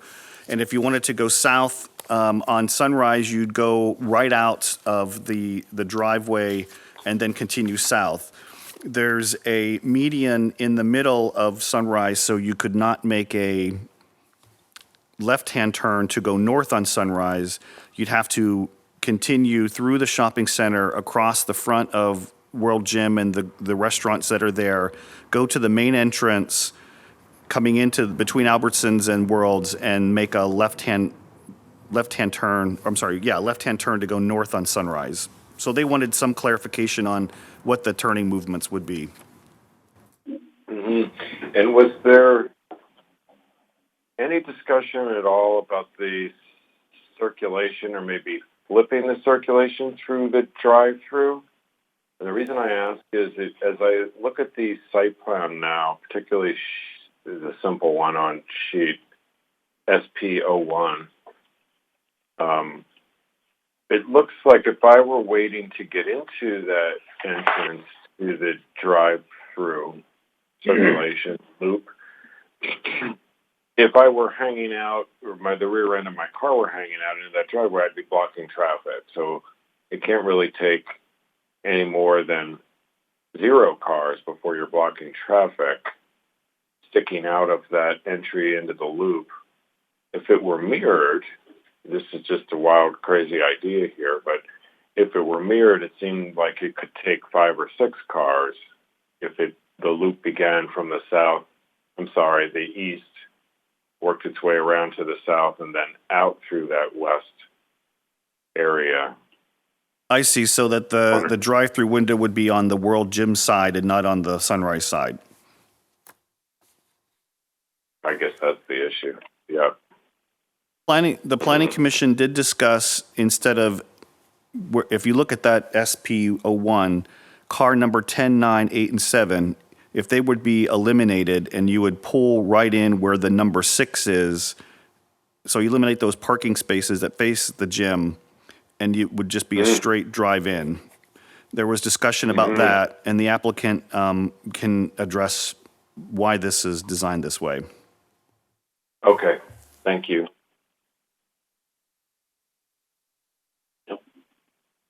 Any other questions of staff? Yes, John Walsh. Just in terms of process, I'm sorry I'm confused about this, but Commission is asking for the addition of a shade structure or a pergola. Is that correct? But we are not seeing it because the drawings haven't been changed. No, the drawings have not been done yet. We don't know what that design is. That could be something that a subcommittee could look at, but staff has not reviewed that at this point. And it was the applicant's choice to not make the changes before coming to AAC? We discussed it at staff level and with the applicant and felt that one review instead of two revisions would be the best way to go. Okay. Glenn, is there a city or planning department standard wall detail for a wall that would be along a major thoroughfare? Is there any height limit, length, number of breaks needed in the length of a wall, screening a wall with berms? What's the city's staff's follow up on that? The zoning code requires that a 4-foot berm or wall be added to screen any parking area, which this drive-through is considered a parking area. So there's no design guidelines as to what it would look like. In the rest of, if you look at the shopping center that's diagonal where the McDonald's and the Del Taco is, those walls are different looking. They sort of are consistent with the design and look at throughout the frontage of Vista Chino. So it would be up to the AAC to make a recommendation that it be similar to the rough stucco and wrought iron that's along Sunrise, or some other appropriate design that may be used should these walls be removed at some point. And it looks like along Vista Chino where they have their existing parking lot, is there no wall there? There's, you mean in front of the H&R block? Currently not. I'm looking at it on Google. Oh. Yeah, adjacent to the existing parking that's just below the driveway that comes in by the H&R block and World's Gym entrance. I don't have the aerial in front of me. I can't tell. I know there's a monument sign there, but there should be a wall. Maybe there's not. I guess where I'm going with it is there a wall in this development that it would make sense that this wall be a continuation or an adaptation of? Sean? Sean, we're not hearing you. Sorry, I see a wall on the south side of the project, just along Vistacino, just a little bit west of the Wells Fargo. There's quite a bit of sort of a picket fencing there, and then I believe that wall is sort of that wedding cake heavy texture trowel finish on that white stucco. I don't know if we want to keep chasing that detail or that look down.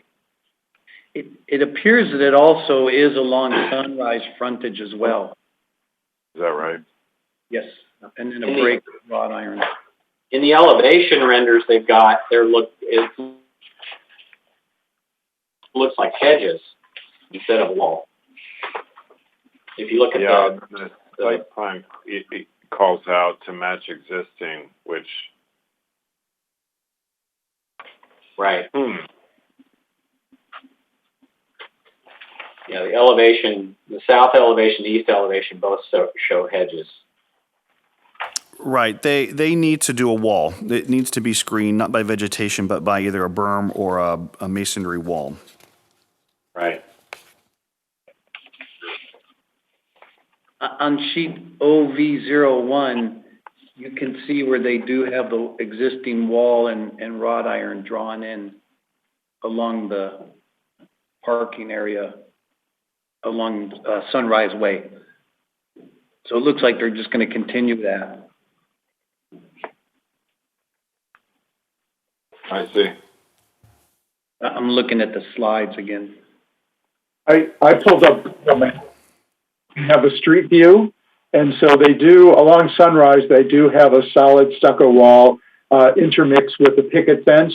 It essentially stops right where this site would begin, and the rest of it is wide open until the corner of Vistacino. Right, and the planning commission wanted you, the AAC, to weigh in on what that design would be.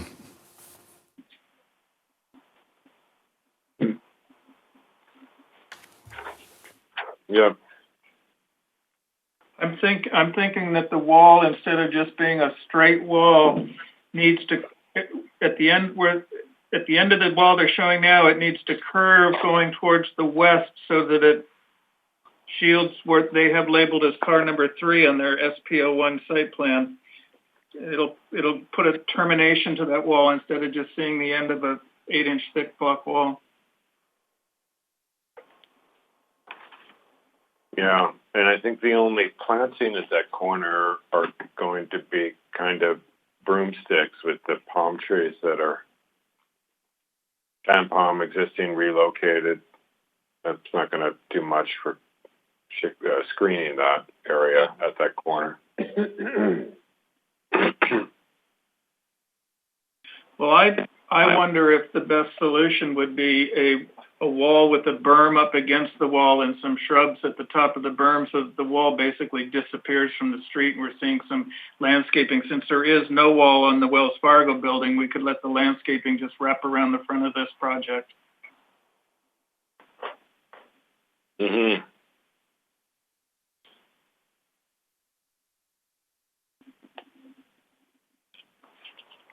Okay, any other questions of staff, or should we get the applicant for a presentation? I think we're ready. Tom Doisy, did you have something? No. Okay, I think we're ready. Can we talk to the applicant or have them give us an explanation?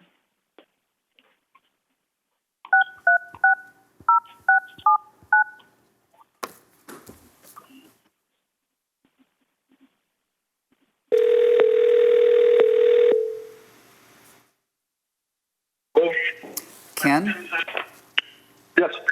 You are currently live via phone with the Architectural Advisory Committee. You will have 10 minutes to make your presentation to the Architectural Advisory Committee, and we also understand that Mr. Curley, your landscape architect, is available if we have questions as well. Yes, great. Thank you, Glenn. Hello, Commission, our board. Glenn did a great job, really thorough job of explaining the project, and we were just like you. We're aware that we're kind of a guinea pig in the process, but we would I'd like to answer any questions I can. I heard several come up during the discussion. Regarding the wall, I can work backwards on that.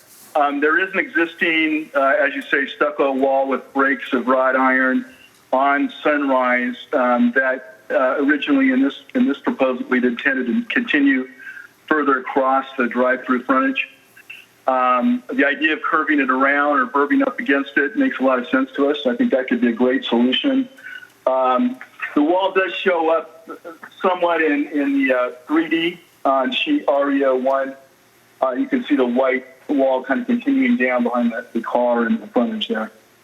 Regarding the colors, our intent, as Glenn said, was to not emulate what is a pretty dated shopping center, but to do something different. But at the same time, we're hoping in terms of the scale and the palette, not necessarily the exact same color hues themselves, but in the palette to tie in the project with the rest of the center that way. But still leave leave an opening to the future. We'd like to use obviously more materials, a different palette of materials. As far as the drive-through configuration, this is kind of a unique thing, and drive-throughs are somewhat complicated in terms of siting on some sites. In this case, we felt actually that the pad that was left, the turf pad that's there now, was actually almost perfectly proportioned to set up the way we've drawn it. With a drive-through, you obviously need to have a counterclockwise movement so that you have the driver's side of the car end up next to the drive-through takeout window, which we have here. It left the existing parking field and trees coming perpendicular to the building, which we thought worked out pretty well. We left a large enough island on the side to the west where we have the trash enclosure, so you can make that U-turn if necessary. But in this particular case, even if the drive-through were to extend beyond the queuing area, we have so many different ways to move around the project and nothing near a driveway or entry throat that we felt like we had pretty good circulation. We have 10 cars shown normally, and Glenn let the cat out of the bag, but there's no problem. This is intended to be a Starbucks and a secondary feature tenant. But Starbucks, typically, we've laid out in most cities a 9-car stack. There's obviously times when it's less and more, but that usually fulfills their general needs, and we have actually one to boot here. So that should work out fine for the necessary stacking. In terms of the Planning Commission comments, again, this is a little in reverse for us. I'm not quite sure how to deal with this, but we are more than happy to remove 2 of the stalls. I think that would make the patio area larger, a little bit more ample, allow us to put some more screening, and then the proposed shade structure, which we haven't drawn up yet. The second stall they've asked to remove over by the trash enclosure. Our understanding was that we would remove the stall to the south side of the trash enclosure and widen up that planter island, that finger, and leave the EV ADA stall where it is. We have a kind of a hard time locating that stall due to the passenger side loading requirement, and it worked out very well, fit into that corner, and also provide access to the trash enclosure. So we're kind of hoping that specific configuration could stay as it is, but maybe enlarge the island to the south side of the trash enclosure so we get some more trees in that location. I think those were some of the comments or questions I heard come up. Bob Curley, the landscape architect, is also available, but I'd love to answer any of the questions you may have. Okay. From the committee, questions of the applicant? Robert Robden. So tell me a little bit about the height of the building. What governs that a one-story building needs to be 19 feet up to 23 feet high? Yeah, actually 19 feet, my only concern is 19 feet might be a little on the low side. Typically with a small shop building like this with a Starbucks, with the clear heights that we normally work with, which would be usually 15 feet below structure at the low end, we end up with a roof deck that that can be somewhere, in the 16-foot range. And to screen equipment with the parapet, we're usually looking at about 19, 20 feet minimum. And so that's kind of where we start with that height. Prefer to do that than secondarily screen the equipment on the interior. It seems to work better if we can actually use the forms and elements of the facade to do that screening. So that's really where that starts. Okay. Did you do a study of how it would relate to the Wells Fargo in terms of scale?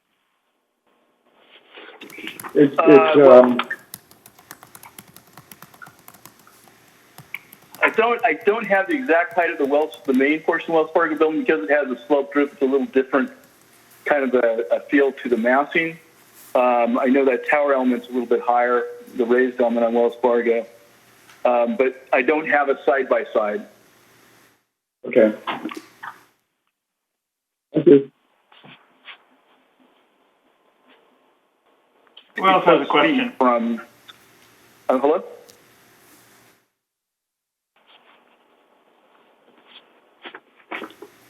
Tom Dosey, do you have a question?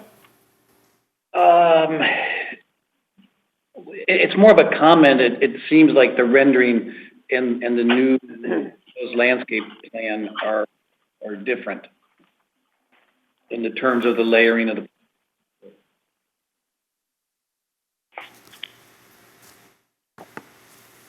Yeah, there may be some, I apologize, there may be some discrepancy in the rendition on the rendering of the landscape since it was done in a separate office. So I apologize if it's not as accurate as it should be. I definitely would go by the landscape drawings for that. Okay. Thank you. John McCoy? I'm good right now. Okay. John Walsh? Anything else? Sean?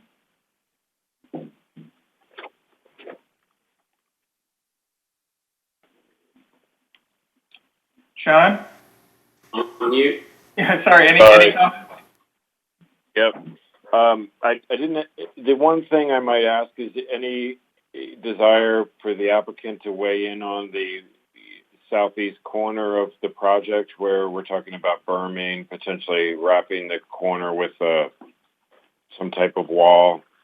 Can we get you to comment on our discussion on that? Yeah, my feeling is that's a great idea. As a matter of fact, since we do have the existing wall running probably half or so of the site in front of the existing parking area, we could utilize the same strategy there with the existing wall. So if we continue that same 4-foot high wall and wrapped around the drive-through back, since Wells Fargo set back, and could burn down from that. Again, I'm not the landscape architect. We can get him on the phone, but I think that sounds like a pretty good strategy to me.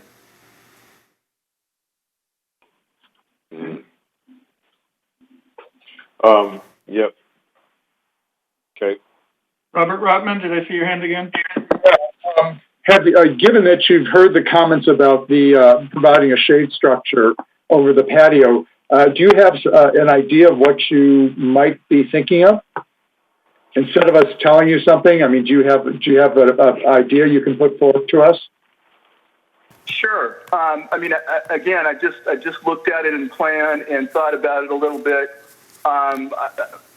Two things come to mind. One, utilizing where we have the projecting cantilevered metal framed elements, that either we continue that out, it's to cover the entry and get it out to the corner where that patio area is. We could either project out, continue that one element on the side and take it out from the building and gauge it, or we could create at the same elevation, maybe the same detailing, more of a freestanding structure that would sit out where the umbrellas are located now, but would be consistent with that same horizontal metal detail. And what would the roofing material be? Would it just be an open slat? Solid roof? I envision more of a shade structure, not necessarily a solid roof, either some kind of slats or more of a tight trellis. Okay.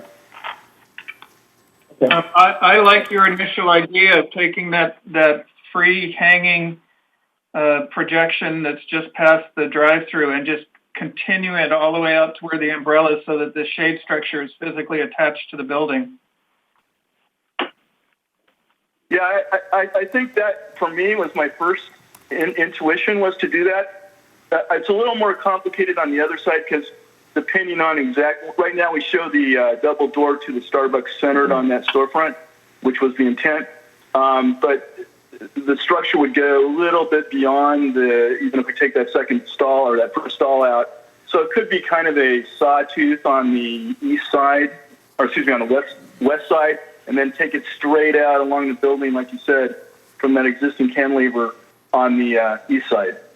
Something like that is what I think could work. The sawtooth could make that more interesting on the west side, or I don't know if they're opposed to having the two doors in underneath the trellis. Exactly. It could go either way. If they can slide the door further towards the corner, then it could still sit under that trellis element, or we could stagger it. And like you said, it might make it actually more interesting. Steve, do you have any comments or questions? Well, yeah, I mean, I was saying if we're losing that space, then the doors would be theoretically, they would be under the trellis. That's the seating area. It could be, yeah. So no other questions. Okay. My comment is about the access, and unfortunately, the project in town that has, to me, the biggest problem with all of this is the Starbucks over at the Rouse Center on Sunrise. The queue overflows into the parking lot, and then they're blocking the access for people trying to drive through the parking lot and just get into the normal spaces, maybe over by Carl's or things. And at least you don't have the problem that they have where when people are leaving with their purchase, that they're immediately turning in front of the driveway. So I think this is probably the best that you can get in the situation on this particular piece of land. To me, it's always a bit odd that you access these things by driving through parking lots where people are backing out and pushing shopping carts and all the potential challenges that can exist. But that's not part of your issue because this parking lot was designed years ago. But where would car number 11 queue if this is filled? You know,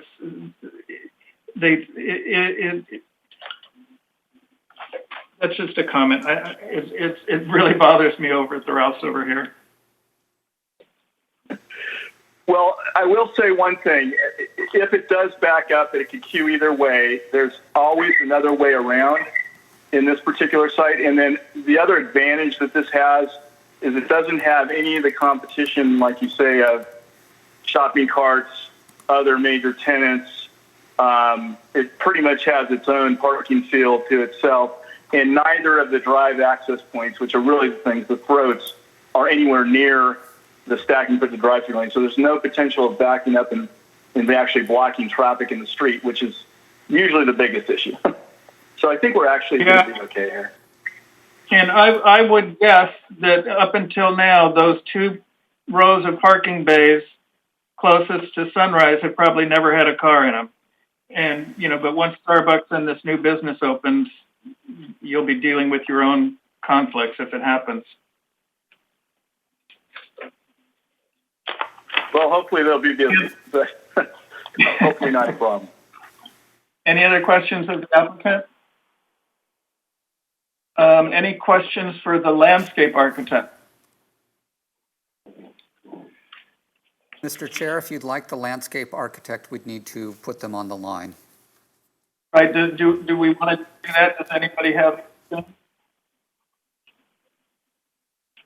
I think probably the landscape may be revised if we have an approval that includes the wall and the berm. So maybe we could wait at that point. Yeah, I agree with Member Dosey. I think we can wait till they have their more finalized plan after they've made some revisions based on our comments today. They're taking out some parking spaces, so they have a little more opportunities for landscape in their area. So I would suggest we wait until we get a more final plan. Ken, if you would just stay on the line briefly if there are any more questions. Sure. Okay, committee, let's discuss. See where we go. How about John Walsh? Anything? Comments? Yes.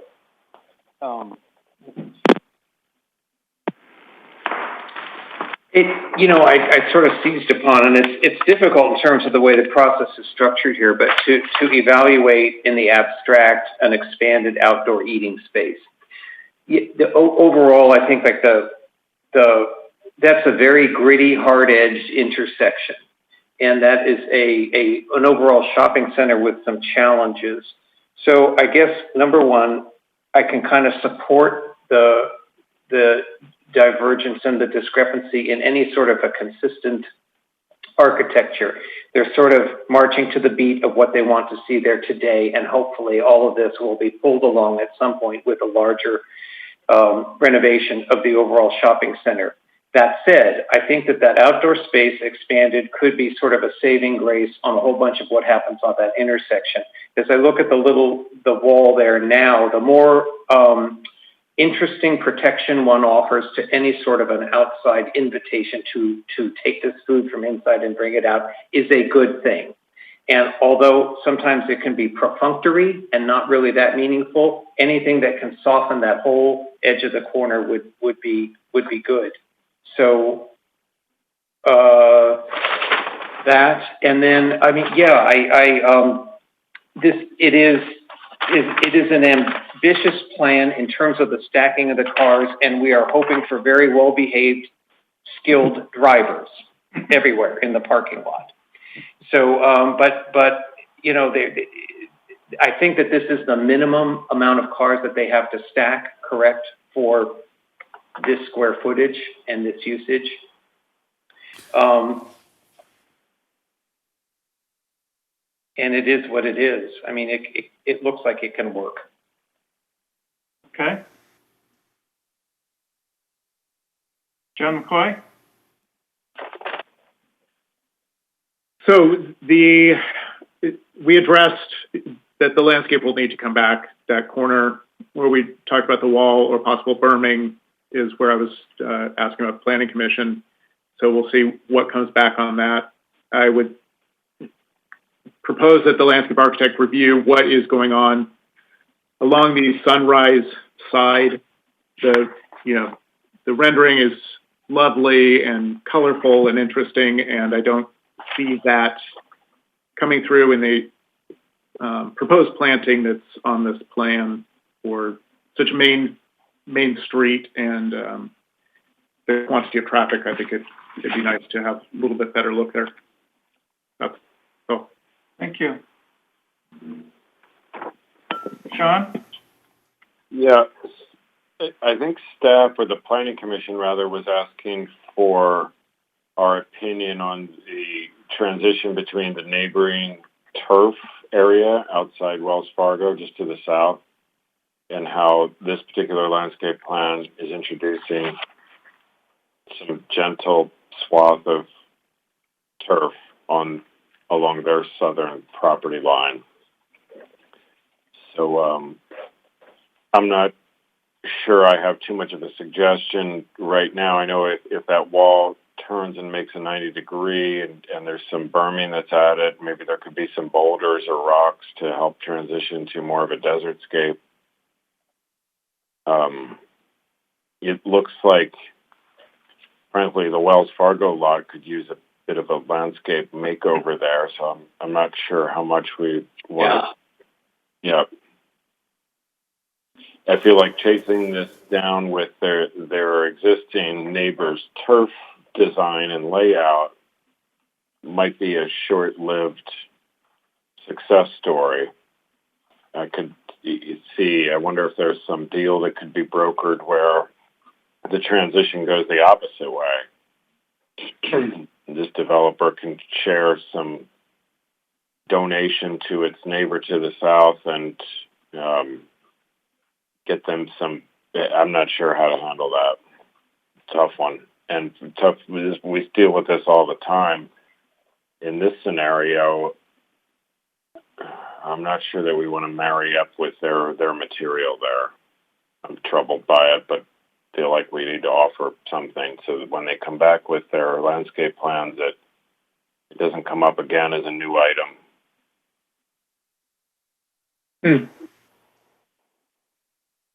Anybody else? I agree. I think the concept of doing something really nice on this site and letting it flow a bit into the front of the bank building and let's make the good portion be extended instead of their bad portion coming onto our property. Also, we should pay attention to the fact that half of the side of the Starbucks building is totally visible because the bank is pushed back so far. So in addition to the normal front elevation, we're looking at half of that side elevation as the front presentation of this building. And in the architecture, they've done a nice job in wrapping the materials and heights around that side so that it's one of the few situations where we can really take advantage of kind of a three-dimensional view of the front of a building that would include both the front and the side.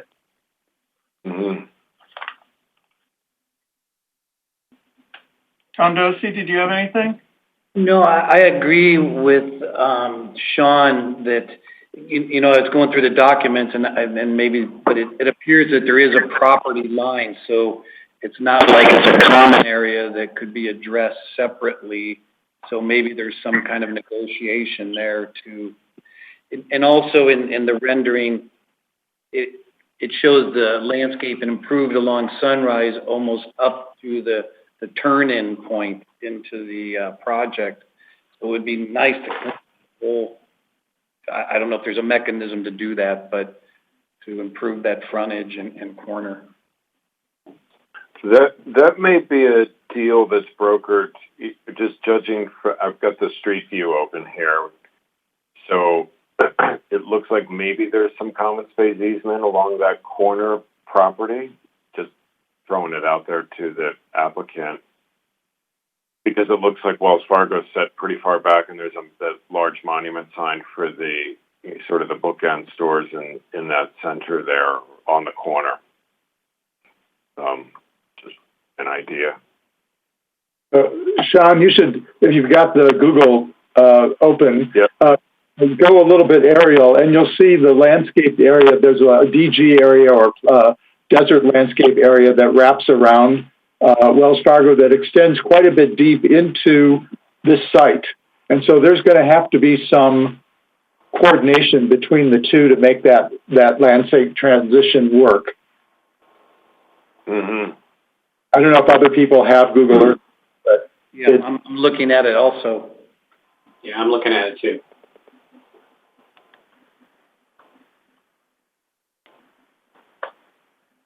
Yeah.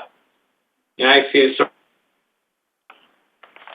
of see the same thing. I don't know why we've got that turf probably won't last long, in my opinion.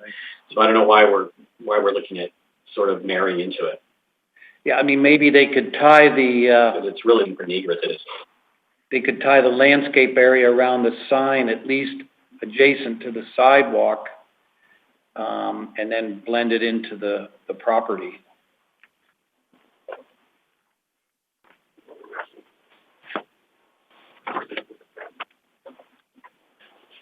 I have a comment for the applicant. When you come back, I think it'd be helpful to us if the elevation from Sunrise also included at least a dotted line showing the shape and form of the bank next door, so we could understand the relationship of the setbacks between the two buildings and the height.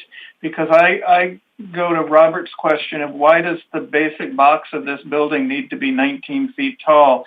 Because you know, even with a 15-foot high ceiling in Starbucks, which I think is very generous, your structure doesn't need to be more than 18 inches.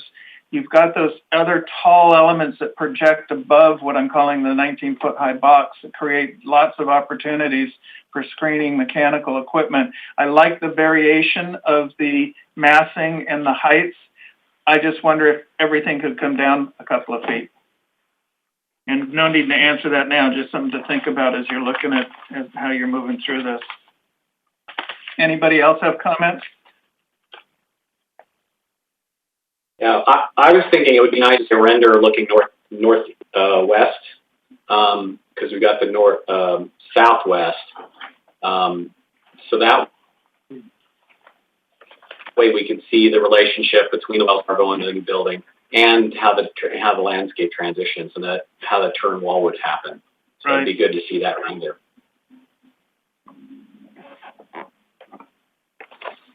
So, Planning Director Flynn, are we making a motion now, or are we just making these comments that the applicant will react to and come with the new submittal?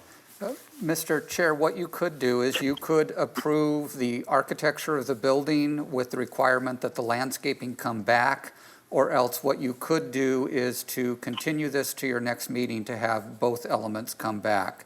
So you do have a number of options in front of you this evening. I think it's a little premature to approve the architecture since we don't know what the trellis or shade structure is going to be like and if it's going to be attached to the building. And so I would like to recommend that we ask for the project to come back. We continue this item and have the applicant respond to the comments that we've all made tonight.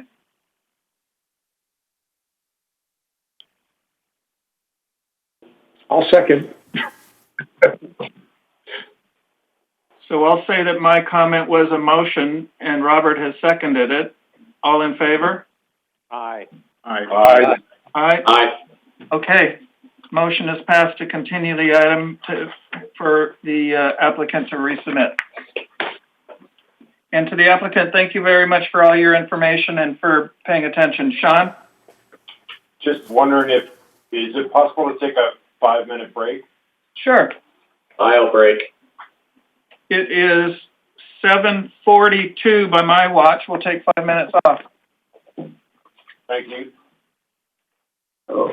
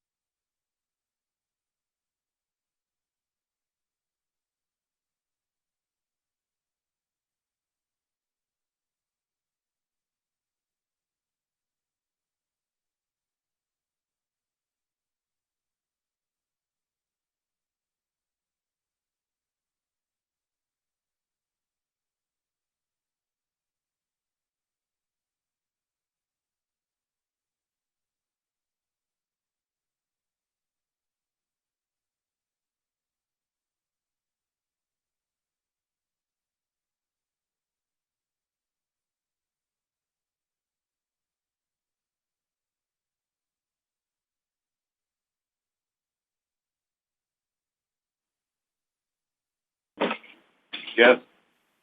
Okay, it looks like the committee is all back. Is staff ready?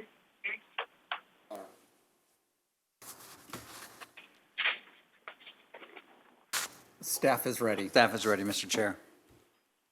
Okay, thank you. Let's continue on with new business. Item number 6, Toll Brothers for a sign district application to implement a sign district for the Cody Place residential community and add 26 signs within development located at 850 to 990 South Palm Canyon Drive. Staff report, please. Excuse me, Mr. Chair. Yes. I would like to recuse myself from this item and also number 7, Grit Development. Okay. Currently, I am under contract with Toll Brothers for this project. Okay, thank you and good night, and thank you for being with us for the first part of our meeting. And is this how I leave the meeting? I don't know how you do it technically, but since you're not going to be on the next 2 items, Flynn, is it okay if he leaves and misses comments at the end? Yes, Mr. Chair, that is correct. And with Tom Dozy not participating, we'd ask if Dan Thompson is willing to participate in the next 2 items. Yes, of course. Okay, great. Thank you. Thanks, Tom. Good night. Okay, we will move ahead with item number 6 with our slightly reconstituted committee. Now do we have a staff report? Good afternoon, Chair and committee members. Can you hear me? Can you hear me? Yes. Oh, hello. Can you hear me? Okay. Hi. Good afternoon. It's Assistant Planner Alex Perez speaking. The applicant, Toll Brothers, has submitted a sign district application to install 2 permanent monument signs, 28 temporary signs, and 10 temporary flagpole signs within the Cody Place, a mixed-use development community located on the northeast corner of South Palm Canyon Drive and Mesquite Avenue. If you turn to page 2 of the actual sign district program, you'll see that the monument sign number 1 will be shown, and it will be located at the entrance off South Palm Canyon Drive. This sign will be an aluminum fabricated monument sign with a smooth stucco finish. The sign will be internally illuminated with reverse halo lit channel letters and visible from the public right-of-way. The sign will be 3 feet 11 inches tall and 9 feet 8 inches long. The total area of this sign is 38 square feet. If you turn to the next page, it should be page 3 of the sign district packet. Monument sign number 2 is shown and will be located at the entrance off Mesquite Avenue. The channel letters will be placed on a proposed perimeter fence. Actually, it's an existing perimeter fence that's made out of wrought iron currently. Even though, sorry, I'm off track. It's made out of wrought iron currently. The channel letters will be placed on the proposed perimeter fence. Can you hold on one second?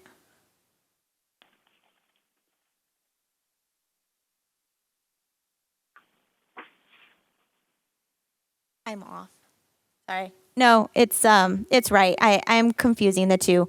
The reason I'm confusing it is because right now there is a wrought iron fence that surrounds the Cody Place development, but eventually it's going to be replaced with a gray CMU block wall.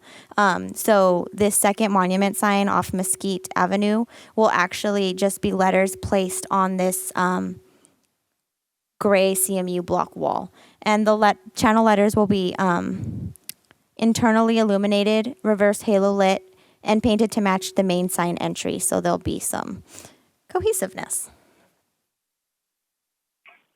If you turn to page 4 of the monument sign packet, you'll see the communication identification signs. So the commercial identification signs. These are common in many large-scale residential developments and are proposed to be placed on all 3 corners of this development. They are, however, inconsistent with the zoning code, as they exceed 8 feet high. Staff is recommending removal of these signs or relocating all 3 signs to the ground in front of the wrought iron fence. Relocating them will bring them into compliance with the Palm Springs zoning code. These signs are temporary and will be removed when all sales are final. The last 2 pages of your packet of the sign district packet will show the 10 flagpole signs that are proposed. These flagpole signs are strictly prohibited, but are often common in many large-scale residential developments. 5 flagpole signs will be located along South Palm Canyon Drive, and 1 flagpole will be placed on Mesquite Avenue. The remaining flagpoles will be located at the entrance of the development, which are well within the community. The flagpoles measure 21 feet high from grade with a flag that is 7 feet tall. The flagpoles will be spaced 50 feet apart from each other. Staff is recommending reducing the number of flagpole signs. The remaining signs consist of temporary signage that will not be visible from the public right away. These signs include recreation area sign, a bark park sign for the dog park, and model home identification signs that are often found in front of model home, identifying the type of model home and square footage. These signs vary in size, but range between 27 square feet and 4.5 square feet. As mentioned earlier, all signs are temporary and will remain until all sales are final. Staff has found that the proposed permanent and temporary signs are consistent with each other and stick to a common design theme. The proposed permanent monument signs are in compliance with the freestanding sign standards in the Palm Springs zoning code. Staff recommends the AAC to recommend approval to Planning Commission subject to the following conditions. Remove or reduce the number of flagpole signs, and remove or relocate all 3 commercial identification signs to the front of the fence placed on the ground. The applicant should be available by phone to answer any additional questions. Thank you. Thank you, Alex. Does the committee have any questions for staff? I do. A couple. So on the community identification sign 2, is the location on the site plan shows it on the left side of the driveway, but I'm assuming it should be going on the right side of the driveway. Is there, do you know? The communication identification signs, I believe, are on the corners of the entire development. So, for example... I'm sorry, the monument sign. I misstated. It was the monument sign, M2. That might be a better question for the applicant. It does look like it's off. It's not centered. It looks like it's off to the left. Okay. And then do you have, there's newly planted, well, the other question is, and you would know this, I guess, from the what's been previously submitted, but on the next page, where the community identification signs, the fence, the 6-foot high fence, is that really a dog-eared fence that's along the property line? It is not. That's kind of where I got confused in my presentation earlier. It's actually a wrought iron fence right now that surrounds the entire community, and eventually it's going to be CMU block wall, but they drew it wrong. Okay, all right. And then the last question I have is the new palm trees that were planted along South Palm Canyon. The flag, do you have an idea of the height of the crown of those in relation to the proposed flag banners? 1 second. No, we do not have that information right now. Okay, thank you. You're welcome. Okay, any other questions of the staff? I have one. Yes, Dan. Are there any other projects in Palm Springs with these flagpoles? I don't recall seeing any. No, I don't believe so. Flynn has something to add. The City Council just recently approved flagpoles similar to this for the Miralon development. One difference with that is that the actual banners are going to be stainless steel at Miralon or a laser cut metal instead of using a banner fabric. We also have a number of banners at the Vibe project, but they're only located at the entrance of the project and will be removed once sales are complete. All right, thank you. Any other questions of staff? Yeah, one more. Sorry. Alex and Flynn, the number of signs that they're proposing within the development, is that as much concern to AAC as what's visible from the public right-of-way? Within the development itself is not as much of a concern as what is visible from the public right-of-way. One of the concerns that we have in terms of the overall number is that because there aren't any units built yet, they are going to be visible from the streetscape until the residential units are constructed. Okay. And, all right, and then I'll save the rest of the questions for the applicant. Thank you. Flynn, a question I have. I know that there's a limit to the amount of signs you can put in based on your street frontage. Does that limit apply to temporary signs like these flags would be? And if they've been prohibited in the past, is there any way to see what the limit would be for how many might be possible? For temporary signs, we tend to use our sign code as a guideline in terms of the number and size, etc. In certain cases, as I've indicated for other developments, we have allowed temporary signs greater in quantity than what the code would allow, but typically we do that through some type of a discretionary approval, such as with Miralon, that actually had to go to City Council. This case, we're bringing this to you as the Architectural Advisory Committee to make a determination if the number that's being requested is appropriate for this development. But again, going back to your question, we typically look at our guidelines in the code as a basis for approving temporary signs. And Alex, Ms. Perez, I don't know if you have any additional information about the quantity or the square footage.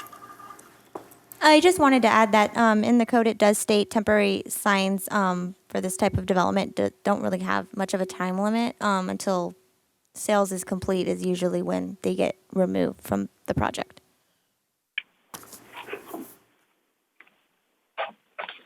Yeah.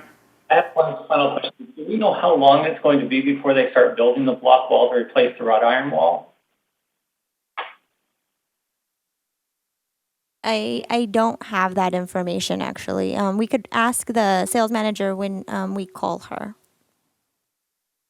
All right, thank you. Any other questions before we hear from the applicant? Could staff get the applicant available for us, please?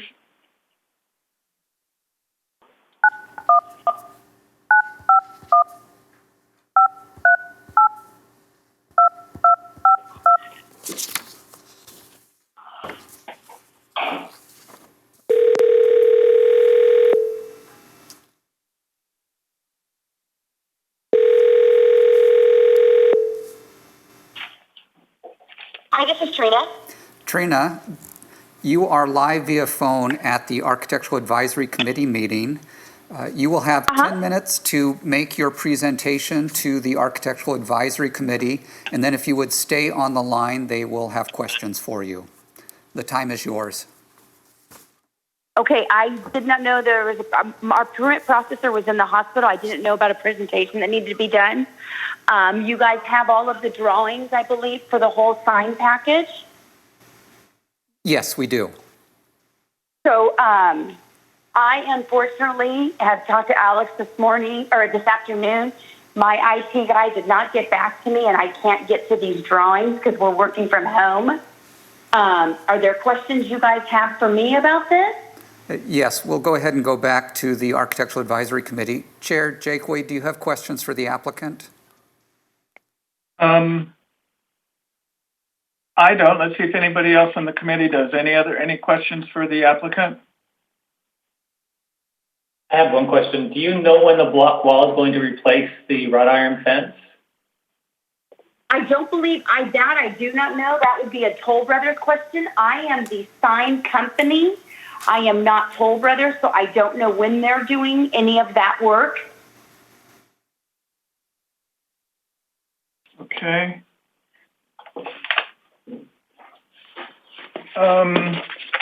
It seems like questions that we might have would be more appropriately answered by Toll because they tend to be more business related than the actual fabrication and installation of signs. I'm a little at a loss, staff, on how to proceed. Trina, is there anyone at Toll Brothers who would be available to ask questions? We could perhaps continue this item till later in the meeting if we could get someone from Toll Brothers on the line. I can reach out to Alan via an email right now if you would like. Yeah, let's go ahead and do that. Trina, if you could just follow up with Alex on that. And what we will do is we will toll this item, to use the word, until later in the meeting, and we will come back. Okay, so should I email Alex as soon as I hear back from Alan? Yes, Alex will go ahead and contact you via phone to make sure that we have someone that we can speak with at Toll Brothers. Sounds great. I'm sorry for the situation here. Okay, thank you. Bye-bye. Okay, thank you. So we're going to table item number 6 and move ahead to item number 7. Grit Development LLC, owner for a minor architectural application for the restoration of portions of the Town and Country Center located at 174 North Palm Canyon Drive, and it is a Class 1 historic site, number 51. Staff report, please. Good evening, everyone. I'm looking for the clicker so I can move the slides. Oh, I have it. Bear with us just a moment, please. You don't need to.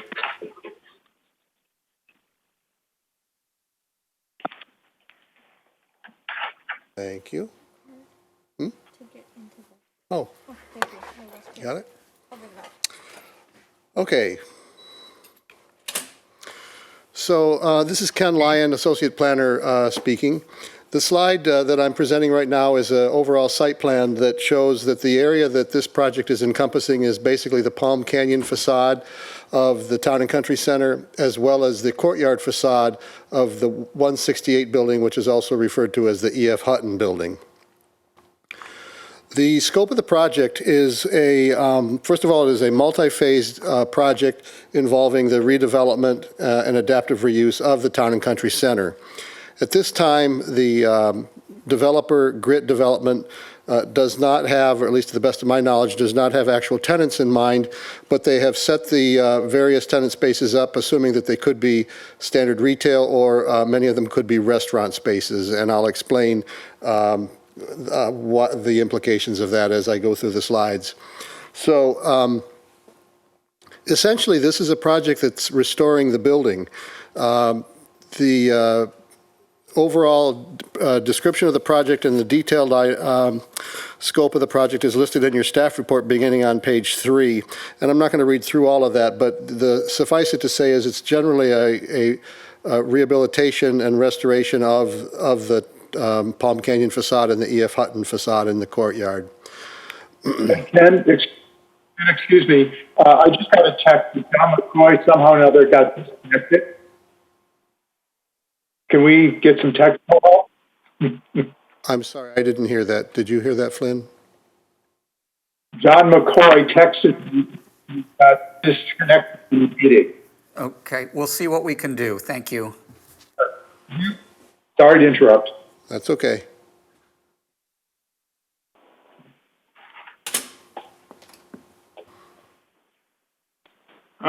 We'll still have a quorum in the absence of John McCoy also, so let's continue with our conversation until he can join us again. Okay, very good. So the slide that I have before you is the image that shows the Palm Canyon facade. There you can see the Bank of America building on the right side, and then you can see the two portions of the 174 building facades that are to the north of that. The next slide that I'm showing is the three-dimensional renderings of the various facades. This is the image that has 6 different images that are shown. Briefly, what they're looking at doing is trying to maintain as much flexibility as possible with these various tenant spaces, assuming that many of them might be restaurants or small cafes and things like that. So starting with the Bank of America building, there is a small area along the street front on Palm Canyon where there is a planter that will be reestablished and a small outdoor seating area. In that particular part of the facade, there's also a continuation or a reconstruction of the vertical fins that you see on the upper part of that facade. For those of you familiar with the facade, the upper portion right now has a series of 45-degree louvers, if you will, where there's a fenestration or glass that's tucked behind each one of the louvers. That condition originally extended down to the street level, and on these images you can see along the very far right edge or the southern edge of the Palm Canyon facade of the B of A building that there is an extension of those louvers down to the street level. On the other 3 images that you're looking at here, you can see the passageway that leads from Palm Canyon into the courtyard between the 2 portions of the building. Right now, that's where Crazy Mel's Burgers is configured. That entire corner will be reestablished the way it was originally in the building, and there will be a much smaller outdoor seating area tucked along the edge there. Currently, that outdoor seating area for Crazy Mel's extends about 12 feet into what is otherwise about a 22-foot wide passageway. The proposed outdoor seating area is only 6 feet. So the net effect will be a substantial reduction in the interference of that passageway with the seating and bringing the seating in a much more subtle and appropriate manner. On the middle image on the left side and the lower left side images, you see the A.F. Hutton building. And there again, the idea is to bring in a very low, slightly raised seating area. It's raised only because of the topography and the grade changes that are in that particular courtyard. It does have a slight slope to it. And then the fenestration or the glazing in the E.F. Hutton building will be replaced.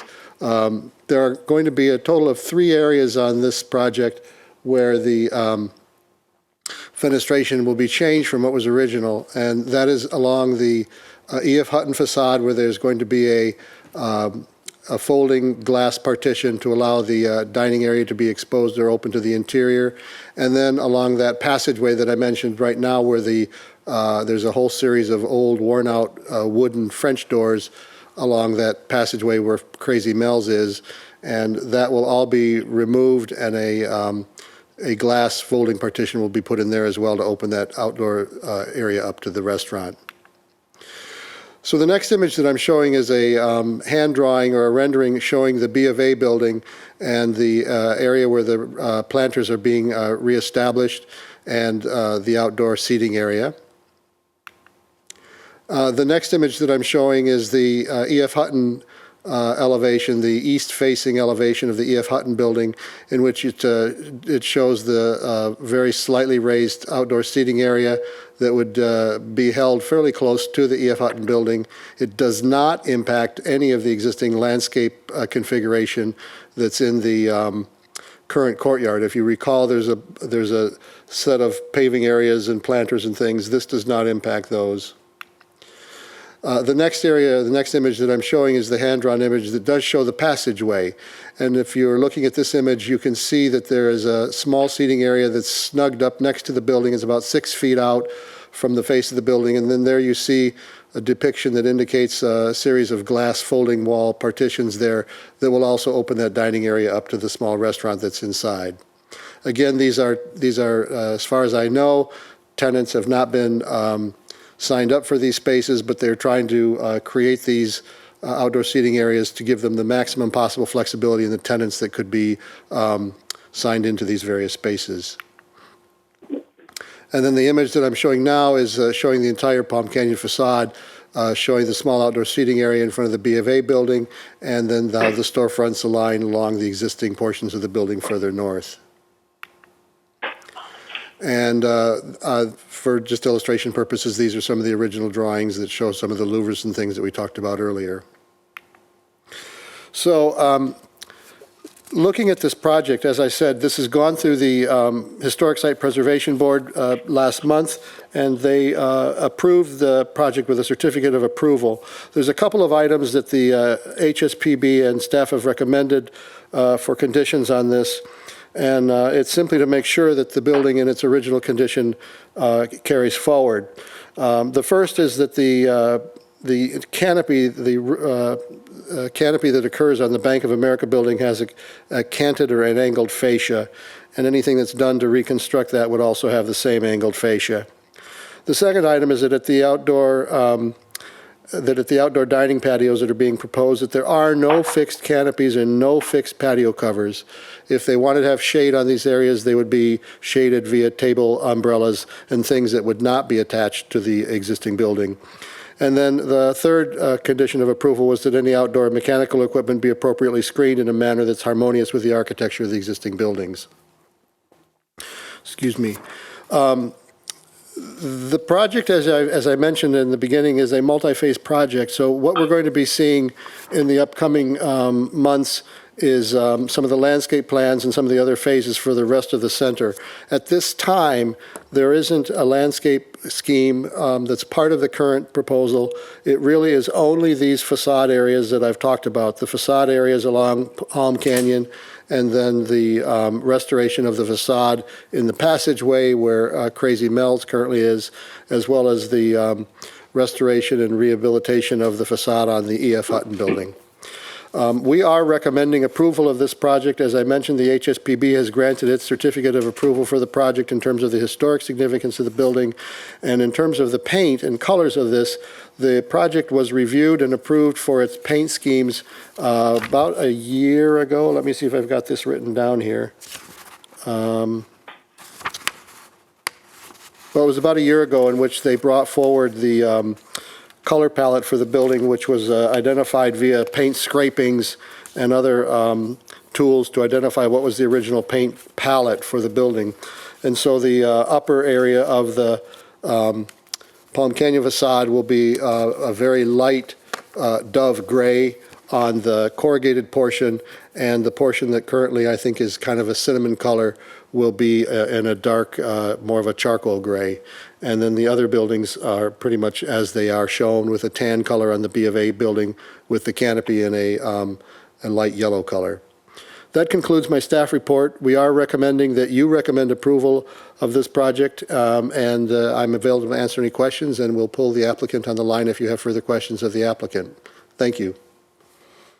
Thank you, Ken. Committee members, any questions for staff? Robert. Just a quick one, Ken. Thank you. On your item number 3 of the recommendation regarding the outdoor mechanical equipment, is this all referring to rooftop equipment, or is there anything that's located on the ground? There's nothing that we're aware of on the ground. What I had noticed was on the elevation drawings that there was some roof-mounted equipment that was being indicated. I wasn't sure whether it was existing or new, and so we put the condition in to make sure that it was covered. It's a standard part of the zoning ordinance, so the screening of mechanical equipment is a requirement. Okay, thank you.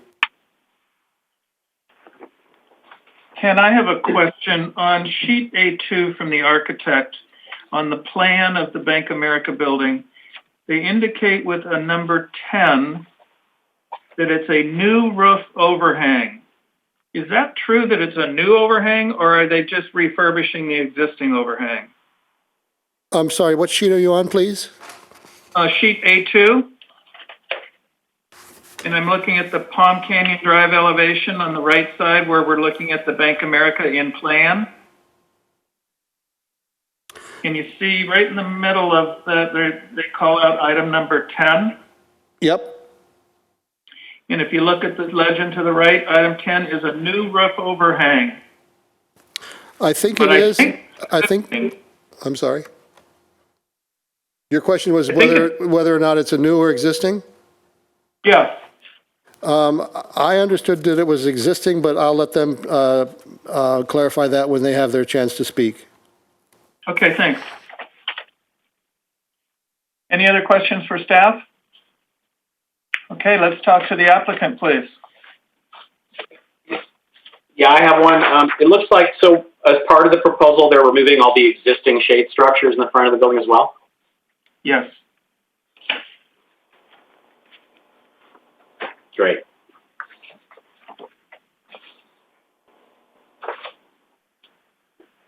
Yeah, that's item number 5 on their list on page 3.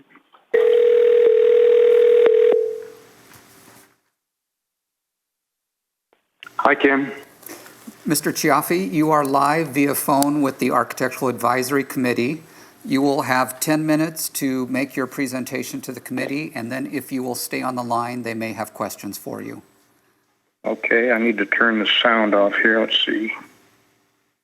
Okay, should be okay. Okay. Thank you. Go ahead. Good evening, gentlemen. James Chiaffi, architect. I think Ken put it forth pretty well. This is phase 1 of the restoration of the center, sometimes known as the Town and Country Center. This part of the proposal is to restore the Palm Canyon facades to as they were originally designed and built, a renovation of the north facade of Building 166, which is the Crazy Mills, and then, of course, the E.F. Hutton building, the Don Wexter building. Future phases will include, and they're being worked on now, is a restoration and landscape plan of the main courtyard, a new parking lot area on the south side of the Town and Country building to be reconfigured, and then a restoration of buildings 170 through 174 and 171, which are the older buildings on the north side. So, and then along with the landscape plan, that'll be the next submittal. It'll also include the Indian Canyon hardscape plan too, to go back to the original design. So that's kind of where we are. But again, this is a phase 1 of a multi-phase project, and just happy to answer any questions. Okay. Oh, Staff, wanted to mention one thing. We had a little fun with the sketches. I hope you like them. We picked up on the style that A. Quincy Jones used when he sketched the original B of A building, and I wanted to commend Susan Sequoia. She prepared those sketches, and we had a little fun with that. Also on the elevations, we kind of went back to the old style and colored them with pencil, and again trying to pick up the vibe of the project as it was in 1949, and I think I'm pleased with it.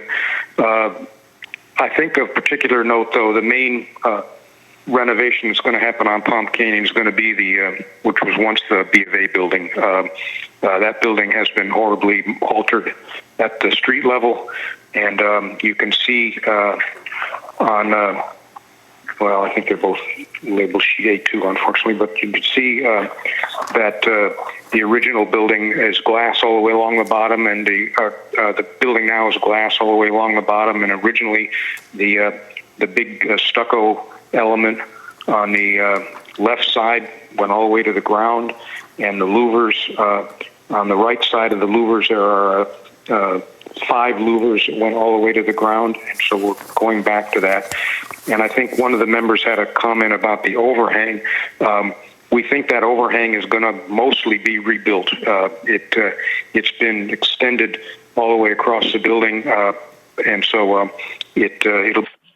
Yeah, I'm just curious historically. So I think I'm identifying it the right storefront. It would be 152, which is yellow, next to the Bank of America building. And I'm trying to compare what's being proposed with what the original drawing, A. Quincy Jones drawings, showed. And can you just talk to me about what happened there? You know, what it was originally and what it is being proposed? It's the little yellow block next to the Bank of America. Yeah, that was a retail store, and the original Jones sketch shows us, I believe it's a stucco facade that was, and some early photos show a big sign on that facade. So we're looking to get that back. It's a good part of that stucco was behind the existing awning that's there now. Okay. Did that answer your question? I was just curious because the elevations and the renderings kind of have a very different look than what the original Quincy Jones drawings showed, and so I was just trying to understand, what happened, what was there originally versus what's being proposed, and if there's, the Quincy Jones sketch that you're probably referring to. Are you referring to the Quincy Jones sketch? Yes, exactly. Yeah, that was never built that way. That was a sketch, and in fact, there are portions of that sketch that weren't built. That raised kind of floating planter on the right side wasn't built either. And as far as we know, right now, that facade over that shop was a fairly flat stucco piece that we're showing in our elevation. Great, thank you. Any other questions of the applicant?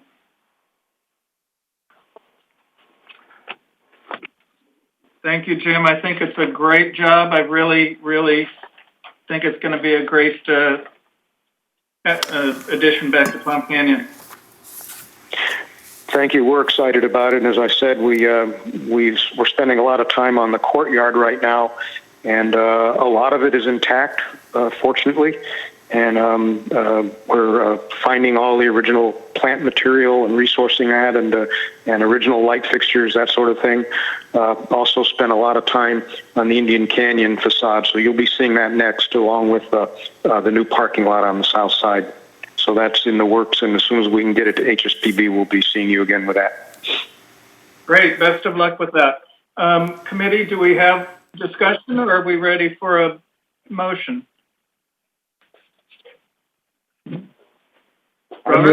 I move to approve with the staff recommendations. Do we have a second? Second. John Walsh had his hand up first. John's our second. All in favor? Aye. Unanimously approved. Thank you. Thank you, gentlemen. Okay, do we have a Toll Brothers representative available to move back to number 6, or should that be continued? Mr. Chair, we do have a number for someone from Toll Brothers. If you'll give me just a moment, I'll go ahead and dial that in. Yes, thank you.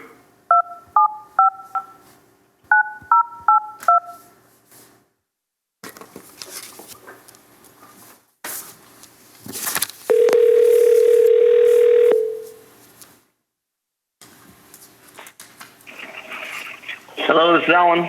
Alan, this is Flynn with the City of Palm Springs. You are live at the Architectural Advisory Committee meeting. We've already had a presentation on the signage proposal. However, the Architectural Advisory Committee has a number of questions, if you wouldn't mind staying on the line, and we'll go ahead and pose those now.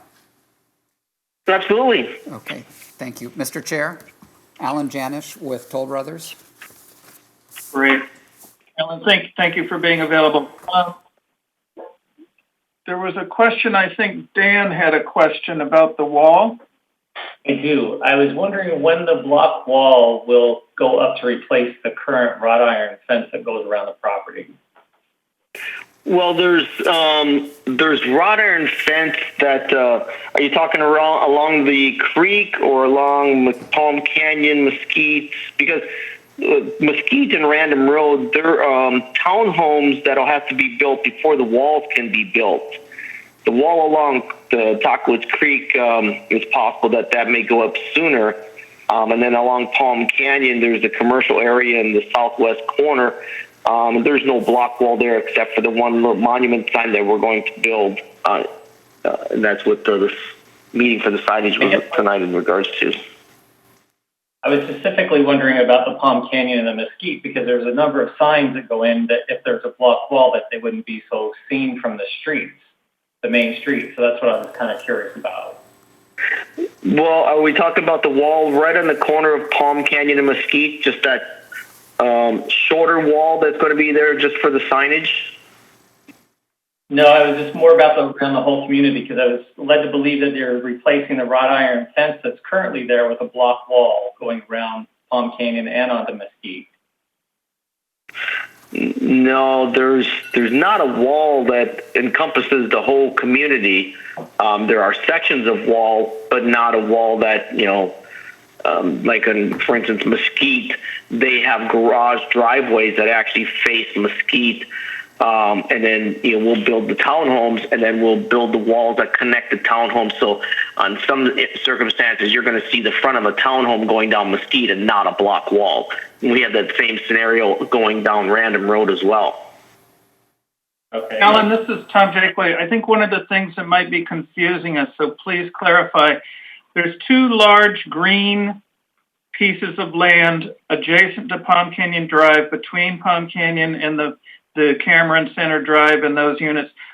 Are there buildings that are going to be built on those that are commercial buildings that are not shown in this application? Yeah, I'm sorry, guys. I don't have the application in front of me. I have the proposal that Temecula put together, but I know that there's commercial on the corner of Palm Canyon and Mesquite. Is that where you're? I'm sorry, guys. I don't have the paperwork that follow along with you. Mr. Jakeway? No, exactly. And maybe staff can answer that. Chair Jakeway, yes, there will be commercial buildings built at the corner of Mesquite and South Palm Canyon. And so that's what will be located on those two parcels that are shown on your site plan. Right, so that's why there will be no concrete block wall there because the building is in effect. That's correct. Okay. That explains that.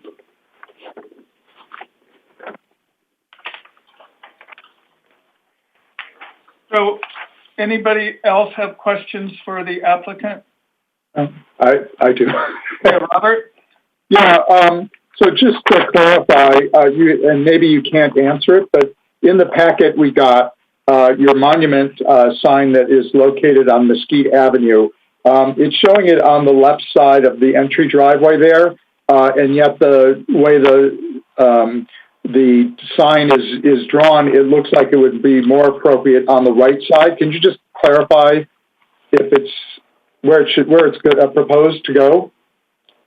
Well, the proposed location, which should have been on the application, is on the corner of Palm Canyon and Mesquite, just off the corner right there. So people driving down Palm Canyon and coming on Mesquite would have it right at the corner. And are you saying it's on the Mesquite and Cameron Center at that entrance? Are you saying it's there? Or are you saying it's right at the corner? It shows a monument sign right at the corner of Mesquite and Cameron Center Drive.